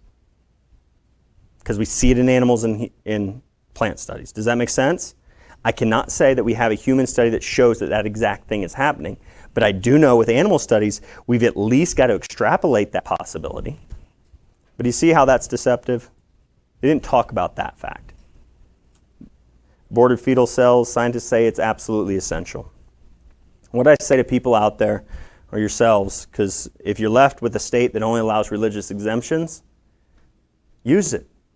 Do you feel the killing and the murder, as long as you believe that abortion is murder in essence in that sense, the killing of another baby, unborn baby, was necessary for your child to be healthy? As long as you can say there is no way I will ever say that the killing of an unborn child was necessary so that my child needs to be healthy, so it could be healthy. I will never say that. So I will never accept a vaccine. But then they'll say, that's only with the vaccines that have aborted fetal tissue used in them. So what about like the DTP vaccine or other vaccines? They don't use aborted fetal tissue. What do you say then? I say, Bible says God hates a lying tongue. God gave me all this information to see how much you're lying. There's no way I'm ever going to trust you. Does that make sense? My religious exemption, I tell people, I literally watched a court where a father wanted to stop vaccinating his child. His child literally looks like he's skin and bone. You can see his rib cage. He's not growing nearly as much as his younger brothers, not nearly as strong. On ADHD medications, he feels he's vaccine injured. They're divorced. The mother and father are divorced. In a court case, judge says, I'm going to allow mother to do all medical decision making. He asked the father, did you vaccinate in the past? Yes. Were you okay with it? Yes. Back then? Yes. Were you a Christian back then? Yes. Well, then you can't be religiously against it anymore. So God can never reveal anything new to us in the future, I guess, according to that judge. And they prayed before that little court hearing. There was no hearing of the information, no hearing of science and research, no hearing of the father's legitimate scientific evidence. The kid can't play with his sister and or his brothers because his heart hurts, his chest hurts if he gets too active. You look at the peer-reviewed literature, ADHD medications can cause sudden cardiac failure in young children. But this is our court system now. Everything's becoming corrupt. It's sad. Epidemiological and molecular relationship between vaccines manufactured with autism spectrum disorder prevalence. Another study, aborted fetal tissue.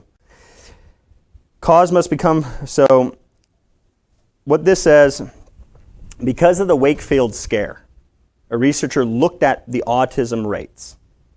And they showed that in blue, autism rates actually showed a decline right at the time when MMR vaccine coverage declined as well. And then when they said Wakefield lied, vaccine coverage went back up. And what happened with vaccine coverage going back up? Autism rates went back up. If you want to prove causation, if something is causing something, then remove what's causing it, and you should see the effect decline, autism decline. If you want to really prove causation, add it back in, vaccines go up, and you should see the effect go back up. And that's exactly what this researcher showed. Said a natural experiment took place with the Wakefield scare. Less people vaccinated, and autism rates went down. More people vaccinated, autism rates went right back up. It's a contributing factor when I look at that. The science I have in being able to pick apart how deceptive they are and other things. World Immunology Conference, addressing the epidemic of misinformation, this researcher said. This is a talk he did in California. What works in tackling misinformation and building trust, he said. I would say start telling people the truth. And here in his talk, he also said, or in that same conference, this was a different discussion about misinformation. That's why they're censoring people like myself on Facebook and Google and different places, because I'm misinformation. I tell people I'm not misinformation. I'm just bringing you scientific information.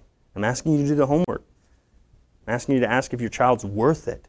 I'm not asking you guys because you guys are here. You know what I mean? People will maybe just on the spur of the moment watch this video in the future. Is your child worth? And this is the thing. I was convinced a long time ago that I would never, ever allow anyone to vaccinate my children. If it was about me, my family, myself, if this was a selfless or a selfish reason I was doing this, I was convinced a long time ago I wouldn't need to do anything else. I'm doing all this work, reading all these studies, plan to read all 895 pages of that government report so I can further dispel the issues. And then I'm going to take every scientific study that's been published since that review that wasn't included in that review, and I'd love to work with somebody to do another review. I don't get paid for that. I'm doing this for your children. So he said that all children who are primed with the DTaP vaccines will be more susceptible to pertussis throughout their lifetimes. So why don't the scientific community, if they're so worried about misinformation and building trust, why don't they stop telling people on a Christian radio station? The reason I use this is because Way FM said get your children, because the health department, Tennessee Health Department gave them a flyer before school started, said make sure you put this out, get your children vaccinated against the MMR or against measles and whooping cough to protect them and others. Last year that was a specific quote. That's what drove me to finally walk in to the health department and say, if you guys aren't going to tell parents the truth, then I'm walking straight in that waiting room. And I told every single person in the waiting room about the CDC whistleblower. I told every single person in that waiting room, and I calmly did it. When they tried to just kick me out, that's when I got a little irate, because they wouldn't even take the FDA-funded study right there in my hand that showed, because this is the best quality evidence we can use to really see if the whooping cough vaccine prevents infection and transmission. This study using baboons, because 100% of baboons can be infected with the same strain of pertussis as humans can be, so then they can use an animal and directly infect them with that bacteria to see what happens and whether the vaccine works or not. And what they found was naturally infected animals all recovered, none of them died, but when they tried to reinfect naturally infected animals, they wouldn't reinfect. They wouldn't become infectious again. They couldn't spread it. It didn't grow in their lungs because of IgA, your mucosal membrane immune system. So it boosts your mucosal membrane immune system, but the vaccine only works on your IgG, your internal bloodstream immune response, but doesn't prevent it from colonizing within your lungs, so they are still less symptomatic, but they would get the infection multiple times and keep spreading it to other people without coughing. So I brought that study in there, and they wouldn't even take it out of my hand. I pleaded and begged them. Finally, they did. Increase in deaths after pertussis in the 1990s because natural infection gave immunity from mom to baby. That's why they said, that's why they're not telling people the truth, but they're trying to say, we've got to figure something out. Infants are dying at higher rates since this vaccine came to market. It fluctuates up and down, all right? So we've got to vaccinate pregnant mothers because maybe then we can get this boosting effect of their immune system. Then they pass on immunity when the infant's first born, but they have no clue. I mean, the DTP wholesale vaccine of this increases overall mortality 10 times in children. Who knows what it's doing during pregnancy? Penn State showed that other bacteria that causes whooping cough as well is increased because of the vaccine in animal studies. That was the baboon study. That researchers that I was talking about from that conference, this is the study he put out. Because contemporary diphtheria, tetanus, wholesale pertussis vaccines were associated with significant adverse events. There was a group of parents back then in the 1930s, 40s, and time period, and they were called the dissatisfied parents together. They would be called anti-vaxxers today because they said we're seeing children harmed. That's what they were called back then.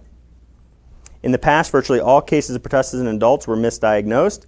They were thought to be cough variant of asthma, gastrointestinal reflux, respiratory viral infections. So basically, if you were vaccinated, it couldn't be pertussis. Let's just diagnose you with something else. And the symptoms were altered. But you still spread it on. The majority of illnesses are symptomatic. Adolescents and adults currently are the major, and when you look at the studies of who is contributing to the spread of whooping cough, it is the family members who are vaccinated but get symptomatic illness in 50% of the cases. In roughly 50% of the cases, they don't know who it's coming from. But just because there's a little bit more than 50% of the time, we can say somebody was symptomatic with a cough, oh, they must have got it from them. That's how they say this, which is not really that great of science. But again, this shows us why. This shows us why. I didn't put it in here, but just the other day, picture of grandma, mama, daughter, laying against the belly of a mom. CDC says, moms aren't the only one who need the Tdap vaccine, the whooping cough booster vaccine. Grandma does. Your other children do, as well as mom. Their own government-funded research says those are the people who are spreading it, and you can never prevent transmission with that vaccine. As far back in the 1940s, studies report have suggested vaccines cause severe neurological disease. As far back in the 1940s. Greater awareness because much media attention was paid to the true and perceived. I mention this because Facebook gives people like myself the ability to read research studies to the masses, to more people. Media won't do it. Media lies. I pointed out multiple times on website videos where I spoke to the media and they cut and spliced my statements, attempted to try and make me look like an idiot, but I videotaped the interview myself and said, there's all the science I said. They didn't not a single study was put out there. I even called the media guy afterwards. And I kind of left him a pretty harsh voicemail because what he is doing is causing harm to children. But we're losing that ability and the media won't tell people the truth. This is interesting, this statement. Population-based studies in Sweden, England, and Wales found very high rates of encephalopathy, brain damage, after the DTP vaccine. So after those studies were conducted, very large-scale studies, very small-scale studies were done to say the vaccine was safe and bring it to market and start giving it to all these children. Very large-scale studies were done saying it's causing brain damage, and Sweden and Japan stopped it. And guess what? What countries in the world have the lowest infant mortality rate? Sweden and Japan. They're actually doing right by it. United States, not so much. In the United States, vaccine use remained relatively stable, but an epidemic of pertussis vaccine lawsuits spread in the 1980s and led to the National Childhood Vaccine Injury Compensation Act. So they didn't listen to the research. They waited till lawsuits and money was being lost, and then instead of taking the vaccine off the market, all they did was say, we'll just tax the American people and make them pay for all the community members, their brothers or sisters or community members, we'll make them pay for the harms the vaccines cause. Polio, we have more paralytic illness in the United States now than we ever had before in history. It's just renamed. MS, Lou Gehrig's disease. Miller-Fisher syndrome, acute flaccid paralysis. And that's the reality when you look at Pakistan, violence against vaccinations. Why would countries be violent and kill people who are vaccinating them? Because they're watching their children die. And they see it firsthand. They don't care about research. They don't care. They see, I'm witnessing, my child was healthy, they got vaccinated, father gets pissed off and goes and kills a vaccinator. That's what happened. Trends in non-polio acute flaccid paralysis incidence 2000 to 2013. Although the incidence of polio acute flaccid paralysis has gone down, has decreased in India, non-polio acute flaccid paralysis rates have increased. What does that say to, do you guys get that? So if it's polio acute flaccid paralysis, it's gone down. But non-polio acute flaccid paralysis, they're both paralysis. And what do you want your child not to have? Paralysis. You care if it's called polio acute flaccid paralysis or non-polio acute flaccid paralysis? Non-polio acute flaccid paralysis went up. The diagnosis of polio acute flaccid paralysis went down, but paralysis rates went up. Yes, and that's exactly what they said. Everywhere vaccine rates go up, we see an increase in a different diagnostic term. They just won't blame it on polio, but paralysis is still happening. Tetanus. Look at the tetanus rates. Right around 1950 is when they started the tetanus vaccine. I think it was like 1948 or something. Trend line before the vaccine. So did the decline occur before or after? And only could you say the decline after the vaccine was because of the vaccine. The trend line actually doesn't fall nearly as fast after the vaccine was brought to market. And when you study the numbers, I did a video on this, when you study the numbers, you're more likely to die and have it. I mean, in some of these things, severe tetanus in immunized patients with high antititers. 5 people, I think, this went through multiple people, one of which was hyper-immunized, meaning they were actually developing, because there's a tetanus vaccine and there's a tetanus immunoglobulin. All right, so what they do is they harvest immunoglobulins, they harvest immune cells from hyper-vaccinated. So they vaccinate them to stimulate their immune system to produce immune cells against tetanus. And then they extract those, and then they use them when somebody comes in with a suspicion of tetanus. So they'll inject that, hoping that it helps your immune system fight off the tetanus, which has a theoretical and really, somebody could argue that direction. I don't think it's necessary if we did other things that were extremely beneficial during infectious illnesses, even tetanus. But 4 of the 5 children had been adequately immunized against tetanus. All had been immunized. One just wasn't up on his booster. All of them. A systematic review of tetanus in individuals with previous tetanus toxoid immunization. Great study. When you take the numbers from that and you look at the other numbers, tetanus occurs basically, and people die at higher rates if they're immunized versus those who get tetanus and are not immunized, which there's studies in other vaccines that show that. Economic evaluation is a study they use to say vaccines are saving us money. This was a bill, state of Colorado. Each year, United States immunizations save 33,000 lives, prevent 14 million disease cases, and save 9.9 billion in direct healthcare costs. That's what they say. And that is the study. But this is actually what's happening. This is real world. Medicare and Medicaid, state and local, the amount of money. So are we saving money on healthcare or not? So they're bragging about something, doing something. Meanwhile, it's costing us way more money in our healthcare system. Do you get me? It's like your wife coming home and saying, I bought these new pair of shoes. They were on sale, so we saved a bunch of money. And you're like, no, you spent money. I didn't get a laugh out of you. I was really hoping for that. Infant mortality rates. Life expectancy. I mean, seriously, every measure of health status is going in the wrong direction. At the same time, they're bragging that vaccines are saving lives and saving money. I say, look at the real world. Economic impact of food allergies, studies like this. I'm going to flip through some of them. Proteins, food proteins in vaccines. If you wonder why so many people are allergic to foods and different varying foods, especially like bovine, casein, bovine or cow's milk or eggs? Well, the Institute of Medicine has confirmed that food proteins and vaccines cause food allergies, which food allergies I think is like 200 people die every year from it. It's a significant financial cost. Food allergies equate to $24.8 billion, asthma $81.9 billion, and suicide. This was what I'm doing here. I'm not even finished yet. I'm trying to look at and really detail out where those numbers. So I'm taking the studies. The studies they use to say vaccines are saving lives and saving money, reducing illness. Never look at any side effect whatsoever.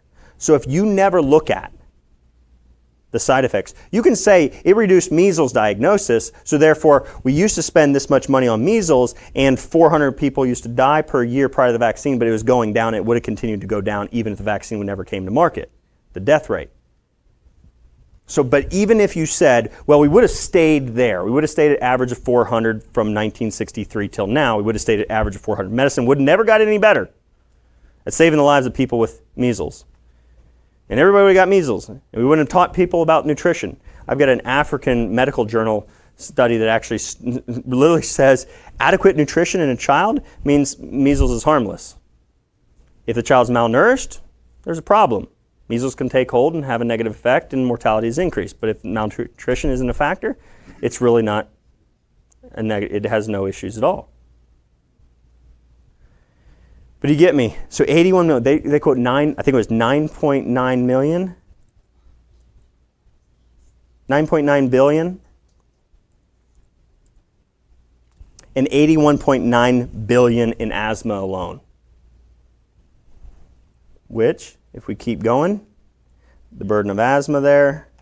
Asthma alone, think about this, and the reason I'm hitting asthma, due to asthma every day in America, 40,000 people miss school. That's per day. Or work. 30,000 people have an asthma attack. 50,000 people visit the emergency room. 1,000 people are admitted to the hospital. And 11 people die every day on average.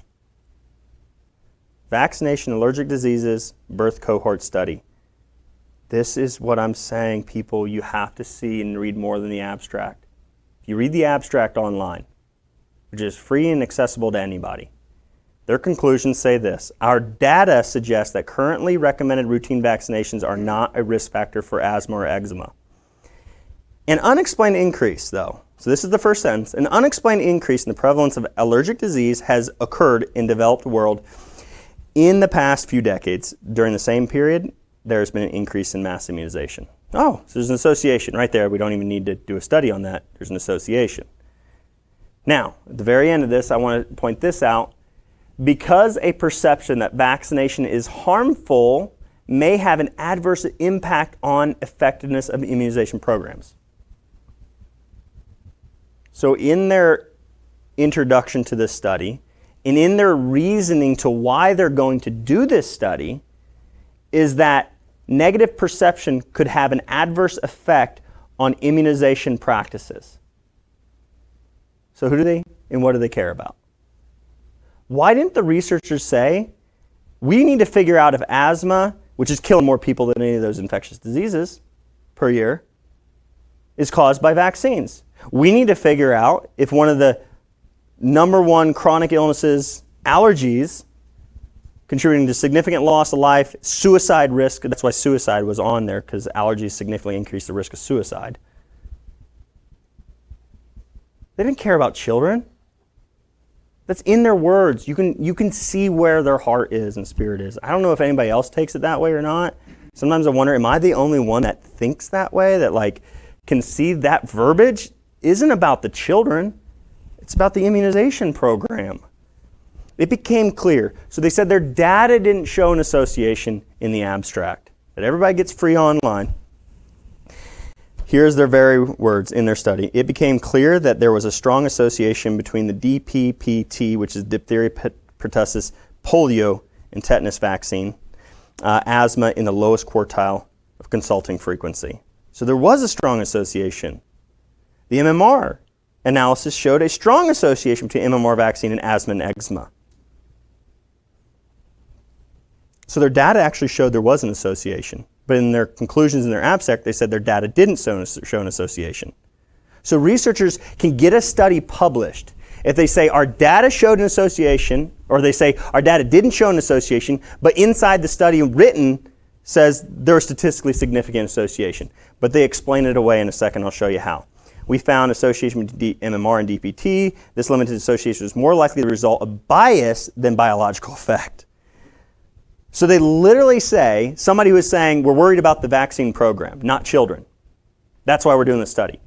Says, I think it's bias in reporting, and that's why unvaccinated children don't have asthma and eczema nearly as much. Who's biased here? Do you get me? Children who are not taken to the doctor are less likely to be vaccinated and also have a less opportunity to have a diagnosis of allergic disease recorded. The statistical significance was only seen in children rarely consulted a physician. That is a lie as well, because they did see it in higher quartiles as well in consulting groups, which they do admit in their study. They lie multiple times. You can point it out with their own research. So basically what this is saying is the way they wrote it off, 9-fold, 7.5-fold, 15.8 times more. That's huge. And this one, 4.6, 3.5, these are like risk ratios. So it's like how many more times were we seeing this occur? So 10.4, 1.5 is still high, 1.3 maybe not. But that was 11 to 16 office visits in the time period they studied.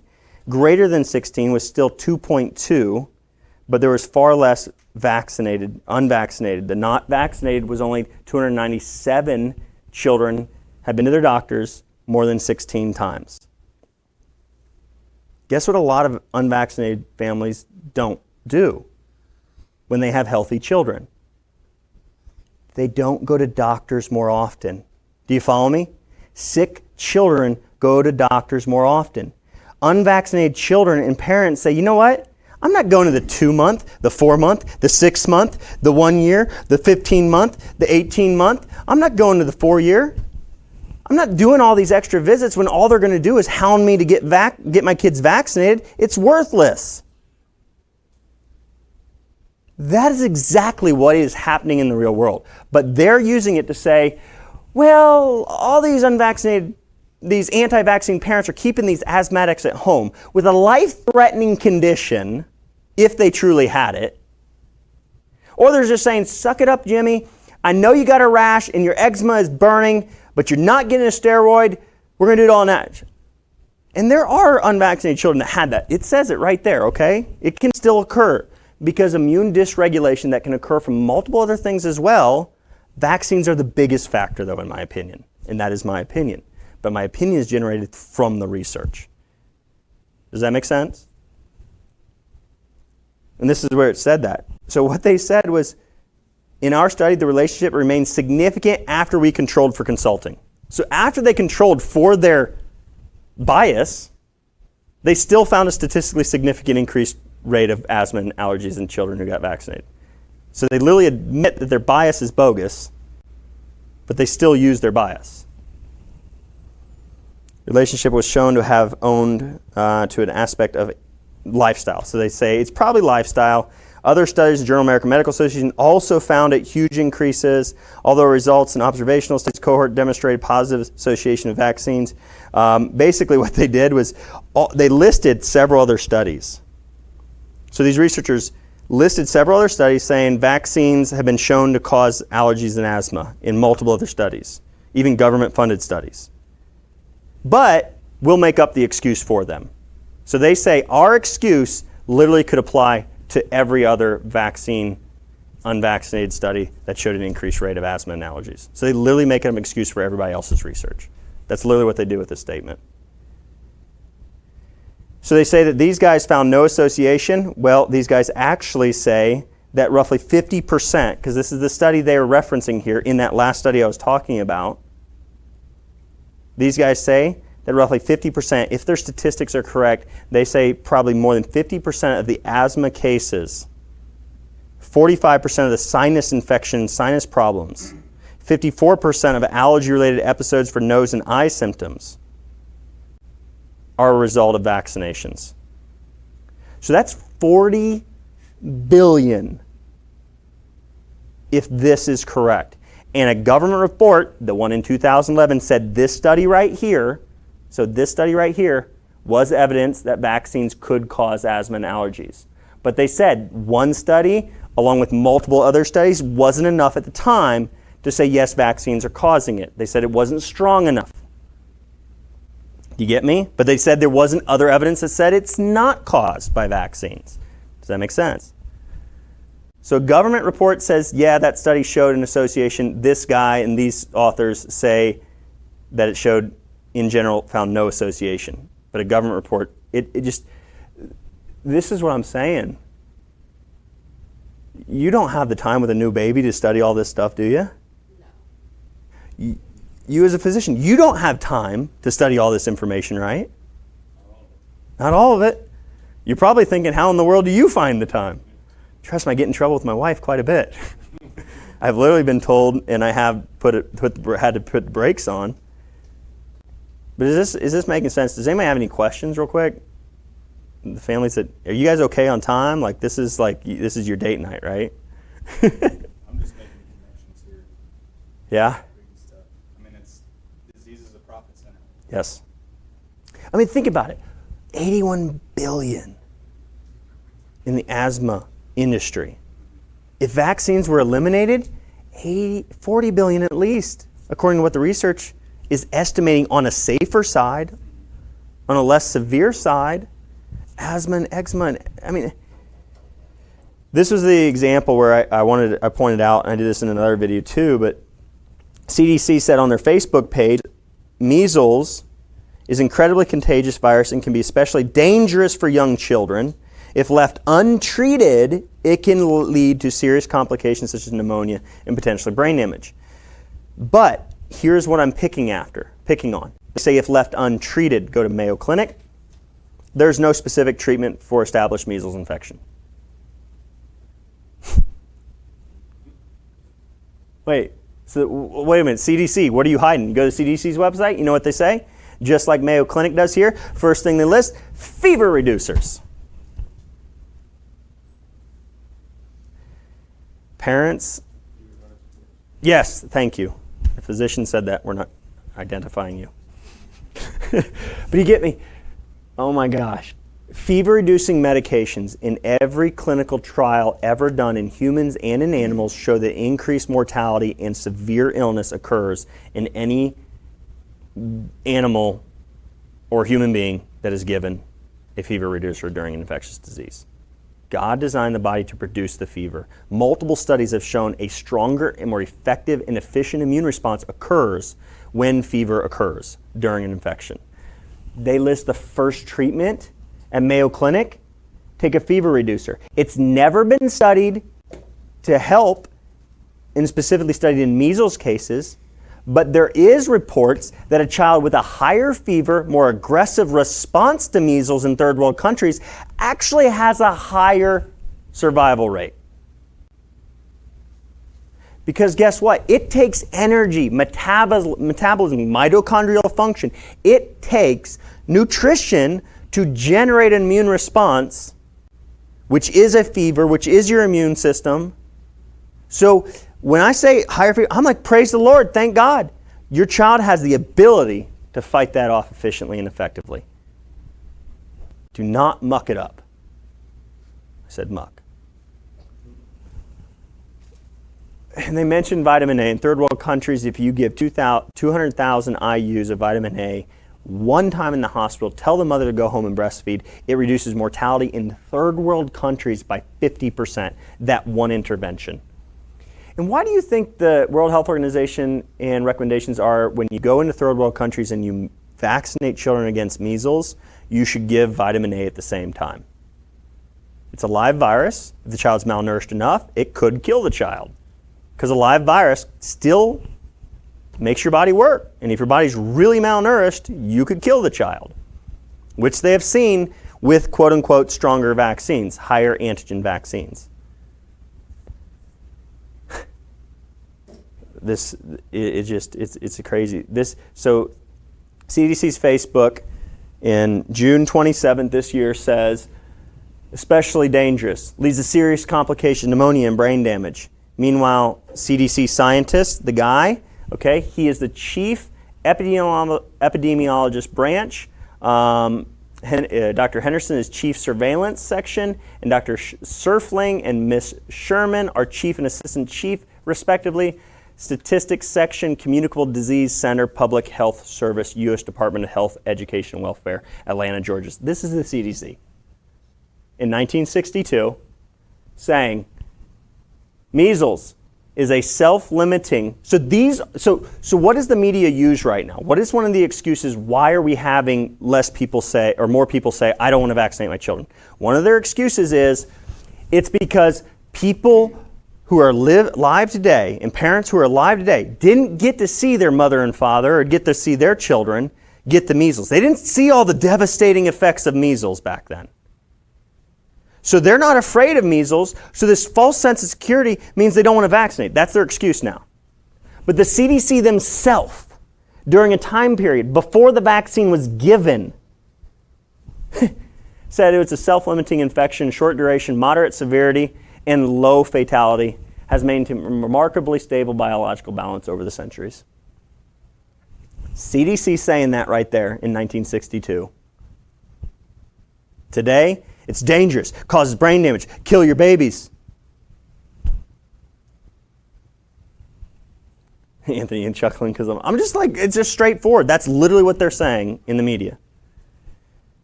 Measles again. Right there. 1963 is when we vaccinated. This is the Journal of American Medical Association showing you that the decline had already occurred. Zinc diarrhea, another pediatric infectious disease journal, 1999. The largest historical decrease in morbidity or severe illness and mortality was caused by infectious disease was experienced not with the modern antibiotic and vaccine era, but with introduction of clean water and effective sewer systems. Clean environment. Stop the transmission of multiple different infectious illnesses that just wear down on the body and eventually lead to something killing the child or person. So this was our government, recently our U.S. government at the federal level had a committee hearing on health. So Dr. Fauci, one of their chief experts, if he lies, he was under oath, if he lied, gave misinformation, he could go to jail. I think it's like 6 years jail time. So here's his own PowerPoint. This is a slide out of his PowerPoint. Pre-vaccine measles burden in the U.S., 3 to 4 million measles cases each year, 48,000 hospitalizations each year, and roughly 500 deaths. But if you take the 4 years, 1958 to 1962, and you look at those years, you'll actually see that the rate was 400.6, I think I calculated to, from the CDC's data. So it was actually roughly 400. And it was on a downward decline. So it would have kept going down. We wouldn't be sitting here at 400 average every year. Does that make sense? But there's the statistics in one of his slides. There's the guy. In another slide, deaths 2 to 3 out of 1,000 cases. So he's listing off what could happen. 2 to 3 out of 1,000 cases. Do the math.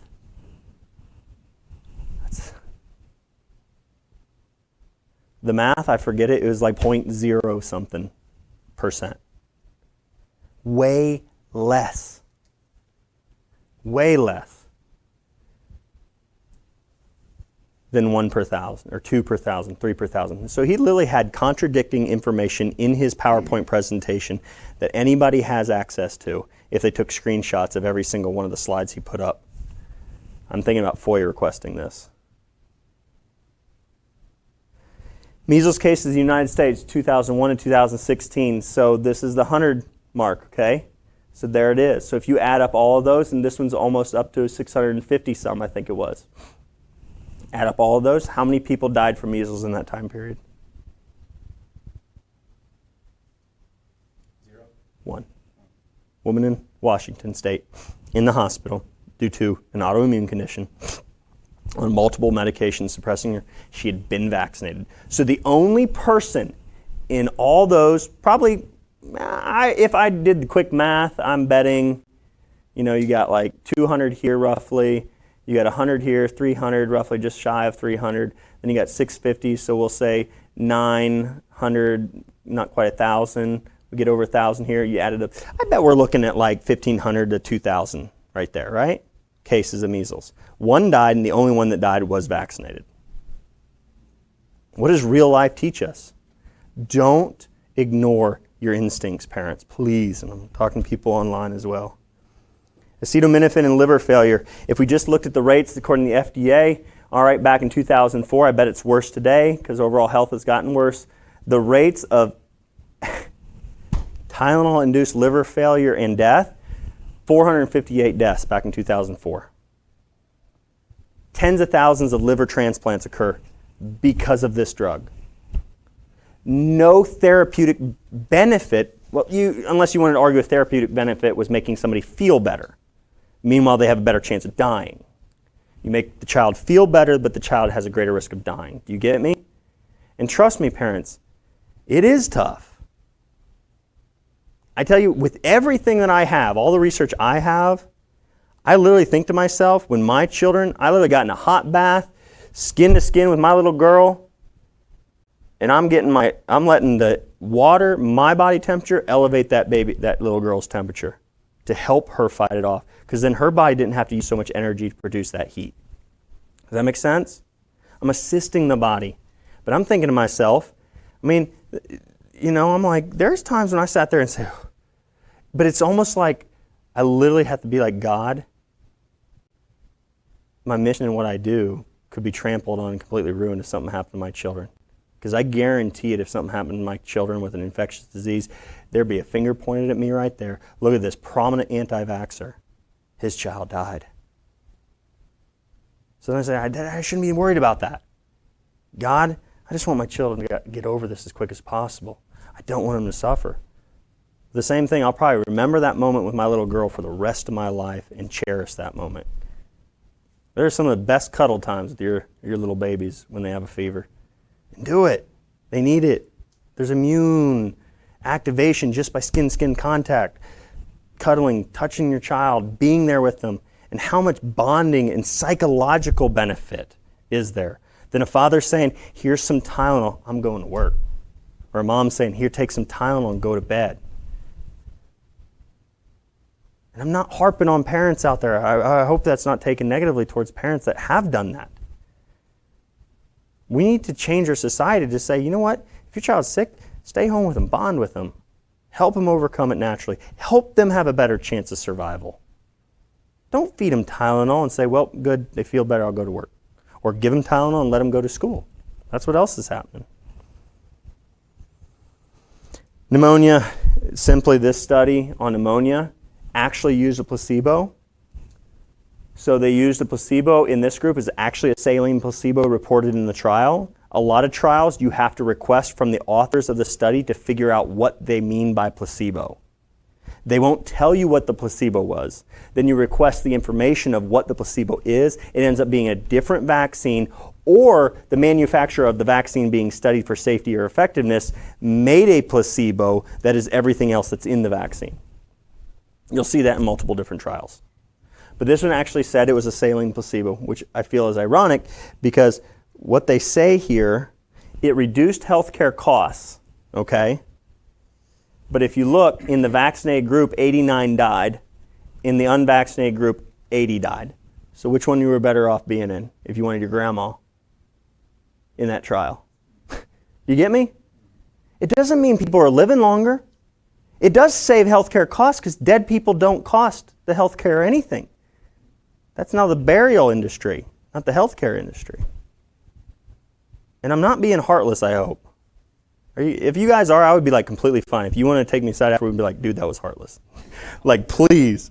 I'm just like, to me, it's like I say it so blunt sometimes, and my wife warns me about being so blunt. I'm like, I'm just sick of it. I'm at that point where it's just like, it's exhausting. Because I'm like, I'm begging a politician who is running the largest pharmacy in Tennessee.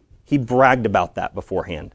And granted, he may not have bragged about it. He may have been like, no, actually, I feel like we're doing a really good service. In his heart, he may feel like he is. But I just approached him with scientific, validated evidence. The CDC, the FDA is lying to people. He'd never heard about the CDC whistleblower, which is completely crazy in my book. It's like every medical physician I've ever asked and every single politician I've ever asked about the CDC whistleblower, every single one of them, every time I ask somebody, I've never heard of that. I'm like, literally, are you serious? How in the world?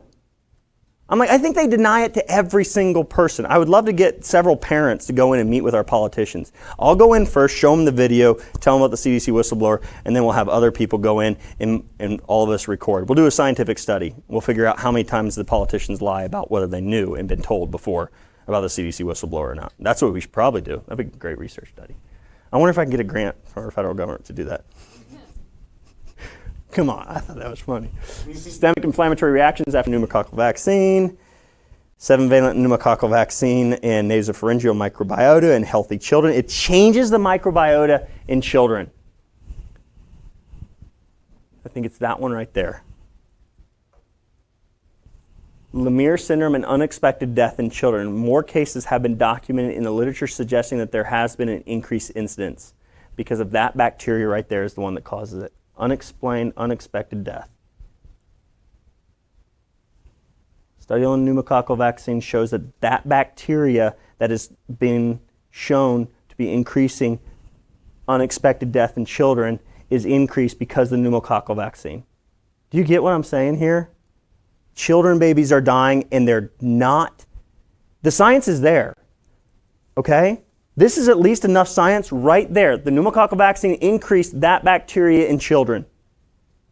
So what that vaccine did, and these are gram-negative bacteria, these are bacteria that don't naturally colonize to high amounts, are good bacteria, keep them at bay. But it's literally causing an environmental change in the human body that's allowing opportunistic deadly bacteria to grow more rapidly. So at least you'd say it's weakening the immune system. Simply this study, this is how they said the vaccine, the MMR vaccine, 12 and 18 months, was safe. Pre-vaccine time here, they vaccinated. So they used vaccinated children as their own controls, which is really weird. You have to study the study. But I literally go through here. Deaths were eliminated. If the child died after the MMR vaccine, they were eliminated from the study. If a child died home of SIDS, they would never be included in the data at all because they had to go to the emergency department. They didn't include medical doctor visits at your medical physician. They only included emergency department visits. So they did state that they couldn't control for the increase there. Control time period was after vaccination, pre-vaccine time frame. These are all reasons, if you push pause, these are all reasons why this study is completely bogus. But to simplify it, here is the time period, not days 1, 2, 3. So if any adverse emergency department visit occurred on day 1, 2, and 3, it was not included in the data as a reaction to the vaccine. Days 4 to 12 were the vaccine reaction time period. This was the control time period. So the average of this, so all these above that average here, taken from these numbers here, all that was considered vaccine related. I love the eyebrow. You get like, why didn't you just take the pre-vaccine days? Why didn't you just take days prior to them being vaccinated? Oh, they'd done that study in infants, in extremely low birth weight infants in hospital settings, vaccinating those premature babies. Statistically significant increases in cardiovascular, respiratory care, NICU visits, sepsis outcomes, all shown. 3 days before, 3 days after, like huge increases in cardiorespiratory care need. Healthy baby before, sick baby after. You know what they said? There was no difference between multiple vaccines or one single vaccine, so nothing should change. They didn't say, we just saw that we're actually possibly killing premature infants, while parents are in the other room praying their baby survives. A premature baby, mom, dad, grandparents all praying, let this baby survive. Studies show Healthy babies before vaccines, sick babies after vaccines, critical care and more necessary after vaccines. Don't change anything. Keep doing it. Oh, this is funny to me. I don't know if it's funny to everybody else. But in the study they say, all right, so looking at this, while it's known that vaccines can produce adverse events, our study demonstrates the population-wide impact of this effect and that these events are resulting in an increase in health service utilization. So they said it's increasing the need for children who are vaccinated to go to the hospital, but only the hospital. That doesn't include medical physician office visits, primary cares. Increased, like you kind of are starting to get the conclusions, right? An idea of. That just means more money in the pockets of the people who vaccinated your child in the first place. This is, I think I only got a couple more studies here. I think I got one. You guys okay on time? I appreciate, like I'm dead serious. Like the people that are like nobody's left, I'm like, thank you, Jesus. If you need to. Infants received this vaccine that's not yet, from what I understand, given in the United States. Okay? This was a scandal. There was a bunch of publicity out there. A lot of the children in the study were pulled out of the study because they saw children dying in the study. So the hepatitis vaccine was used, A or B was used as the control. This other vaccine was used as the study vaccine. Let's see if this vaccine causes harm, but let's use another vaccine that I've already showed you multiple research studies that causes harm, okay? Let's use that as the placebo, and let's see if there's similar rates. Watch what they did. The funding, though, which is ironic, GlaxoSmithKline, they funded the study, but they declared no conflicts of interest underneath it. So the drug company who makes the vaccine funded the study, but there was no conflicts of interest. I look at studies like that, I'm like, you're a scientist. How is that not a conflict of interest? You're literally being paid for. Yeah. 19 deaths among 11,790, and that's the children that completed the study. Because a lot of children were pulled from the study after, I think there was like 8 babies died, and parents were talking, and media got a hold of these parents' reports, and a bunch of children were pulled out, and because the children and the parents, even the ones that died, pulled out, they couldn't complete the data accumulation from the. But none of those deaths were considered by the investigators, the people with patents and the people paid by GlaxoSmithKline, the maker of the vaccine, were considered caused by the vaccine. So the study is there to see if the vaccine is safe, but somehow they can determine that the deaths were not caused by the vaccine. Now, if they were a car accident, I would say, okay, that is legit, but none of them died of a car accident. Early withdrawal and noncompliance with the primary vaccination schedule of both groups. This was predominantly as a result of adverse media coverage. They were unfounded rumors. Regulatory authorities, the reason I highlighted this, because I did a video on this, and I found out, and if you trace it back, actually somebody else found it out, and I found it out from them, but a regulatory authority was actually, so the guy in this country, a regulatory authority who's giving permission to do this vaccine trial on the children in this country, his like cousin or brother, it was a family member, was the one being paid by GlaxoSmithKline to do the study. Do you get the conflicts of interest there? This is what this is what I'm saying. When I say I read these studies, kind of like the one where it's like they admitted that VAERS reports are significantly underreported.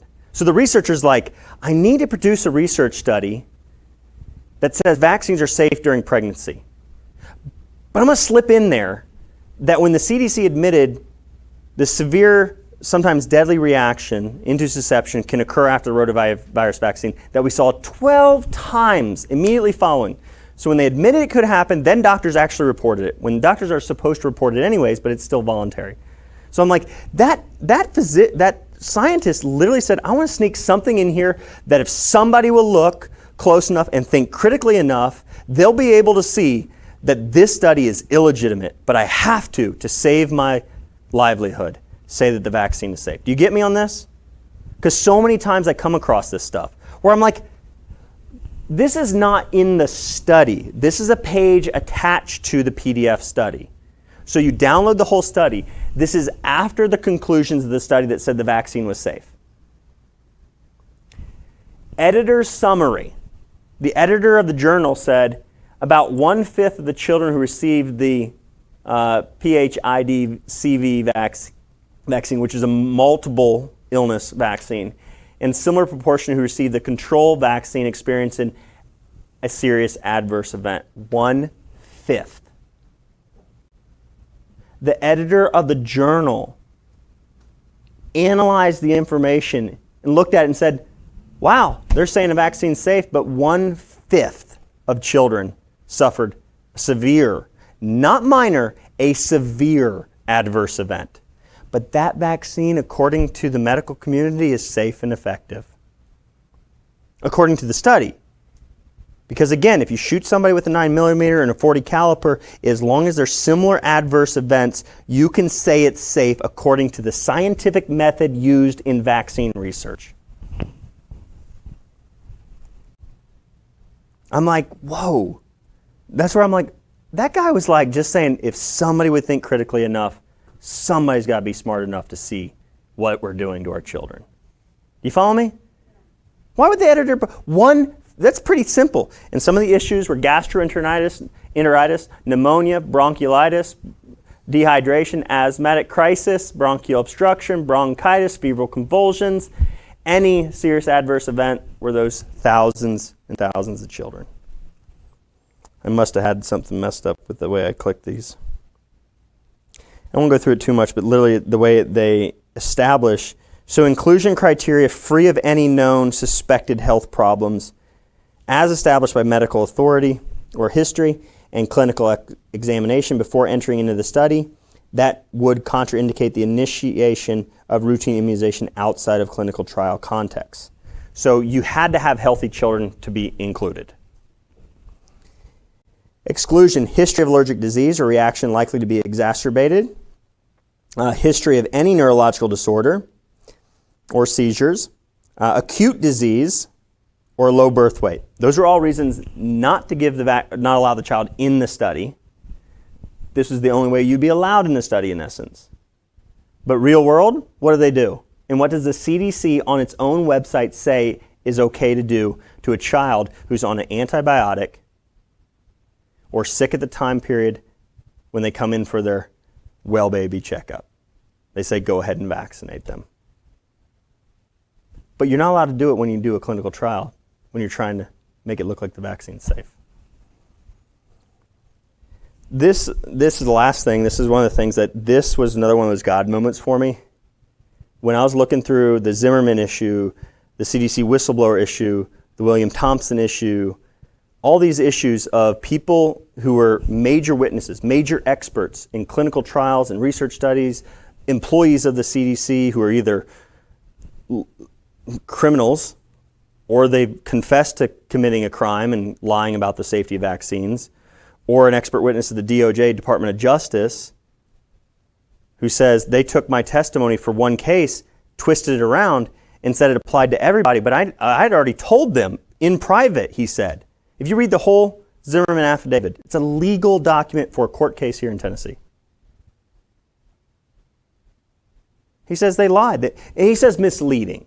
So I hope nobody thinks that I'm lying. To me, misleading somebody is lying. So that's why I say it. I'm sure somebody's going to critique me and be like, it says misleading. It doesn't say he said that they were lying. Misleading people is lying. It's deception. So because of those deceptive techniques, those deceptive issues, those lies, those fraud, all those things we said in the beginning of this video, this court case was one of those things that I literally sat there, I'm like, how in the world is this going over the heads of so many other people? So seizure disorder and death, this is U.S. Court of Federal Claims, is awarded in 2012. 2012. The other thing I saw today, I don't know why, it was like Lord Special This guy wasn't the Lord. Why are they called judges Lord? I don't like that. Anyways. So this child, on December 16, 2003, petitioner Harry Tembidness filed a petition on behalf of his son, Elias Tembidness, seeking compensation under the National Vaccine Injury Compensation Program. Petitioner filed a short form autism petition for vaccine compensation and joined the Autism Honors proceeding on August 27, 2008. Petitioner filed a notice to proceed separately from the OAP, though. The OAP was the 5,000 plus cases of autistic children and families with autistic children that they felt vaccines caused their child's autism. That all got thrown out by all that illegal criminal activity, those lies, that deception that I talked about at the beginning of this talk. It all got thrown out. So they all said, dismissed, none of these children get compensation, although they had already compensated 2 of the children prior to that decision. 2 got compensated in that whole situation. I think they've shown in the court documents, U.S. Court of Federal Claims, somebody has detailed out 83 cases which the child suffered from autism after vaccination, but they used things like encephalitis, encephalopathy, the brain damage that resulted in the autistic symptoms, but they didn't sue for autism being caused by the vaccine. Does that make sense? So it's semantics. So they caused Elias to develop a seizure disorder that eventually led to his death. So he pulled out the OAP. So he pulled out of the autism court case, entered into an individualized court appeal, saying, we want compensation because my child died from a neurological injury as a result of vaccination. He had autism, but we can't sue for autism anymore because now we have a dead child. Now our child is dead. And they won. The family won. So all those 5,000 cases, had they something like this occurred, what if all those 5,000 cases died? Could they go back and sue for death now? According to this U.S. Court Federal Claims case, they all get the opportunity if their child dies. Do you get this? If the child dies, you might get money. Because it's easier to prove that vaccines can cause death than it is because of all the fraudulent research that's been done by the CDC and other organizations and the deception that's taken place than it is to say that vaccines cause autism. I know that's hard. I know that that's like a lot to swallow. That was it. I'll go through the ending with you later. But do you guys have any questions? Like, I gave you new information. It's probably a lot to swallow, and usually that's what it ends up being. Literally, I think to myself, like literally the way I did this was 100 and some slides, peer-reviewed literature. You guys stuck it out for the long term. And I'm hoping and praying you guys are like, going to say this lights a fire in your spirit to say this is wrong. Get that unrighteous anger that I feel our country needs again, that people need again, that the church needs again, I believe. Because God never meant for 54% of our children to be stricken with a chronic disabling condition. It was Pharma's plan. So I'm just hoping you guys will help me. I don't know what else to say. Do we have any crazy comments or questions on Facebook? Sweet. And thanks for taking the time. Yep. I hope it's just like, there's a bunch of studies. That's not all of it. I'll keep coming out with it because this is something that God called me to do. Every time I think about it, I think every morning, it literally comes up in my brain every morning. I'm like, how do we fight back the lies and deception in this nation, in this world? So. It's wild because, I've dug into big food a lot. Yeah. Which is really just another avenue of attack. Yeah. But it all leads back to the same thing. It all leads back to the FDA and the CDC. And Yep. And obviously there's things that go on, manipulation of the people, that we don't hear about Yeah. on the news as a general population. But it's wild. It's like people are sitting back going, how can we make as much money as we possibly can, and how can we create a social state without publicly creating a social state? Social state that becomes, I'm reading a book, Pastor Mike at church told me to read it because of this, what I talk about a lot, and he knows what I talk about. But he literally was like, studied the book, The Prophetic Imagination. And it literally is talking about kind of what you're saying there. Technology in the system, an imperial rule. It talks about Solomon's rule. It talks about Pharaoh's rule. So what they were doing is imperial rule created this dynamic where if we could, government would subsidize people, would take care of people, would promise people good, promise people forever, you'd always have money, we'll always take care of you, all this stuff, kind of what society is trying, the government's trying to say to people, but not really doing, and raising people up to live a great freedom, reality of freedom. It's deception in the way that we'll deny it, we'll hide it, we'll keep making sure that people in the media and everything thinks everybody's okay, everything is fine. So it's the deception that creates numbness. Numbness that literally deadens the ability for people to be outraged and upset, and for us to have an emotion that is righteous and correct when we see this type of information going on. Right. So even when I present this, a lot of people they're numb already, and sometimes I'm like, I could probably make you go numb after listening to this, because it is. It's like, holy cow. And it's not about me. It's like, I've given you the information. Do you think you could ever, I'm like, I would love it. Join me in this. Right. Your fight may be in the foods, but join me in this also, and I'll join you in the foods also. You know what I mean? But it is. They're creating this so that people don't. They think everything is okay. They think they're taking care of us. They think they're protecting us. They think there's the benefit is far outweighing the risk. But we can't prove that. But we won't tell you how we couldn't prove what we say. So they're deceiving on the front. Well, what's wild too, so back to... No, you're good, man.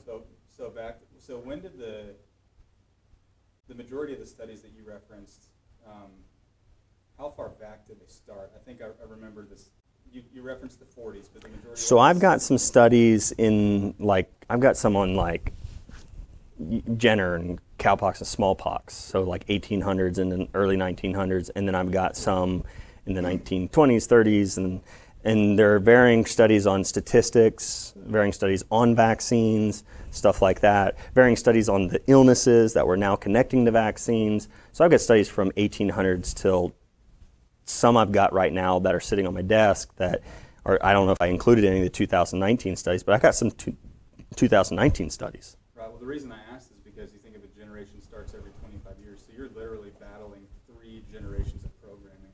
Yep, exactly. And so, the majority of people walk around like me last year before we started paying attention to any of this stuff. And I feel so bad saying that because we had a 5-year-old, yeah, a 3-year-old at the time. Don't ever be upset with yourself. Right. It's hard for parents not to do that. But what I just showed you is the depth of deception. Mm-hmm. Our government organization shouldn't be saying, well, the researcher committed fraud, he's got a 3-year penalty, he can't ask for money to do more research. 3 years, then you can ask for our money again, and you can steal taxpayer money and do fraudulent. That's who you should be. The research and the person that, and it's not necessarily it is. It's tough as a Christian because I think, okay, I can't be mad at the person. I have to be mad at the action. Condemn the action. Love the person. Hope they turn away from those ways. Know that some people will never turn from their ways no matter what we do, because that is biblical.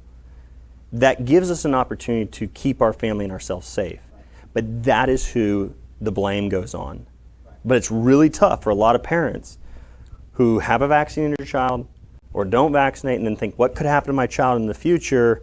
Since I did vaccinate, they didn't have severe reactions. What if they get the asthma and eczema, or if they have allergies, or they could be a little bit of suffering, not a ton of suffering maybe in comparison, but it's not your fault. Yeah. It's never a parent's fault. It's the people who have done the evil deed. It's their fault. Never blame yourself, parents. But I hear a lot of parents, they blame themselves. I've talked to a lot of parents. I'd love to talk. I think I have a couple of ideas of how we could really gain a lot of exposure just through different social media outlets and stuff, and people who who have a really big so we can talk more about that. But man, love it. In my opinion, it's all a spiritual battle. Yes. The enemy hates our kids. Yes.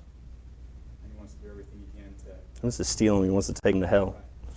The pharmaceutical symbol, do you know what it is? It's the caduceus.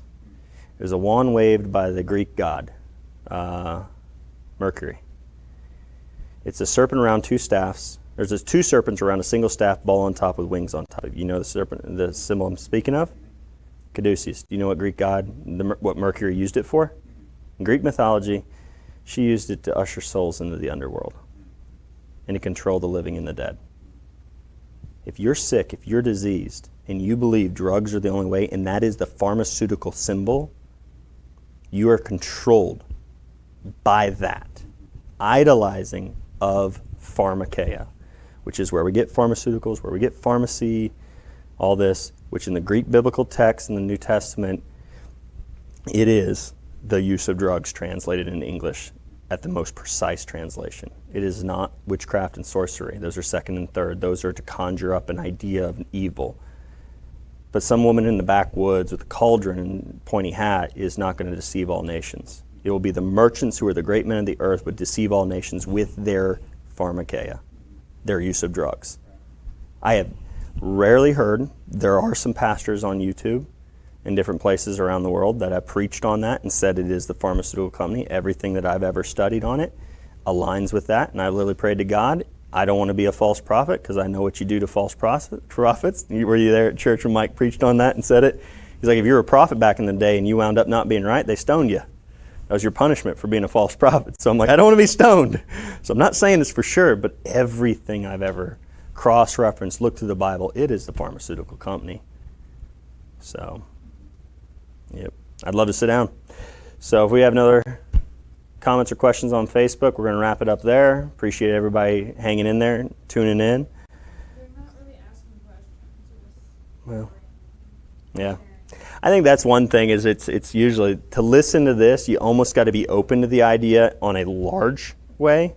If you're even midway, to listen to somebody like me, it's sometimes difficult because then the idea of this is so deep, I don't want to know this. I don't want to believe this. And likely that's why the politician gave us, hey, thanks for stopping by. I'm like, that is not a response when I came down there and said, our children are suffering.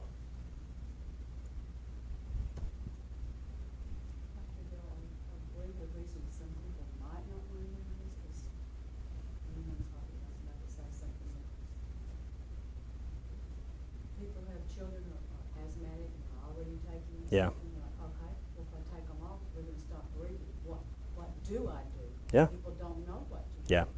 And that's, yep. If you had difficulty breathing and you're taking something that's helping you breathe, even though Yep. I just pray for all those other patients Yep. affect the ones I'm talking about. I know what you're talking about. Remove the poison. Yep. But then what do you say to those people? I say them, I don't know what to do. I have literally seen so many asthmatics, allergy patients, autoimmune conditions, things like that reverse in my clinic. Some just under chiropractic care, some through nutritional regimens and using food for medicine. That's where I believe what I try and say is I'm using God's medicines. And that's the doctor they need to turn to. And sometimes it's tough because if they're lower income, they have to pay cash here versus insurance, Medicaid will pay for the drug. It's tough. Yep. But you can always have those emergency meds on hand and you can just wean off. But I know exactly, this talk is always more like, this is vaccine information. This is not promotion of Dr. Dale in my clinic. This is literally just, here's the information. And it's tough. So the flip of the coin is, you're talking about children who have already been injured. And that's like a whole nother discussion on what to do to help those children. And I'm having those discussions more. Here I'm like, let's stop the floodgates. Let's dam up this massive flood that's taking place. We've got to stop it at its source. So there's got to be people stopping that, and there needs to be people downstream helping the people that have already been washed away in the yeah. And that's where, like, with this is the reassurance I'm trying to get at is that you see the decline, then the vaccine was implemented. So the mortality and death rate decline occurred already. It's not the vaccine. Because people will be like, what do I do if I don't vaccinate then? You really don't have to worry about it. The fear is generated through them telling you lies and deception. Your child can still get those illnesses then. There will be more measles cases. There will be if we just completely, and I know people will probably use this against me, but there will be reported measles deaths because they are going to want to take every opportunity they possibly can to say measles killed that person so that we can try and convince people to go back to the vaccine. But Tylenol is killing more children in people than measles is every year. Measles was before the vaccine, so it was less people dying from measles than from Tylenol. But nobody fears Tylenol. So it's like, you don't need to live in fear. If you're feeding your McDonald's every single day and you're afraid of the measles, I'd be like, yeah, you might want to be afraid of the measles, because if you're eating McDonald's every single day, your children are malnourished. And they would have a higher risk of severe reaction to any infection out there. But you can't say your child has to take their life and put their life on the line because I don't want to keep my child properly nourished. Does that make sense to you, parents? So it's like, there is an explanation for it, and it's really relatively simple. We already had it before the vaccine was here. It was clean water, sewer systems, and getting adequate nutrition. More people die in this world from unclean water. That's why I love LifePoint doing the water filters. And, more people die from vitamin A deficiency and go blind due to vitamin A deficiency than die or go blind due to measles. And this is World Health Organization statistics. So malnutrition kills more people than anything else out there. Yet we preach and teach everybody needs vaccines. And we need to donate to industry to get vaccines in third world countries. Yet we're ignoring and not putting all that money towards the biggest issue that's taking life away and causing illness. So it's actually really simple. It's easy to live without fear when you understand this and you see it. So. How do you reduce tetanus poison? That's my last question, because I had a tetanus shot less than 10 years. You clean it out. You let it bleed. You clean it, you let it bleed. Bleeding naturally flushes it. And tetanus comes from, it lives in intestines and in feces. It can live for a time period in soil. I mean, I've got thorn bushes all over my land. My kids step on thorns and blackberry bushes, get them splinters and stuff, and step on those big old thorns. No. What I'm saying is I should be the one who's worried. We have a pet donkey and pet pigs. So I'm literally probably the environment with thorns on in my backyard. My kids running around barefoot, which barefoot actually improves balance and coordination and cognitive performance. So I'm like, the benefits outweigh the risks here. But it's like that I should be worried about tetanus, but I'm not. I don't live in fear. If they get it, pull it out, let it bleed. Squeeze it. And I go, let's get all our medicinal mushrooms and I know people are going to harp on me if we're still online. Oh, he's medicinal mushrooms and he's going to prevent tetanus with that. There's no research on that. I didn't say there was. But I see the immunological benefits from those things and the medicines. I don't see my children as malnourished. And I know that high dose vitamin C can significantly lower the risk of paralytic tetanus. So, and the tetanus rate had gone down massively before the vaccine was even available. So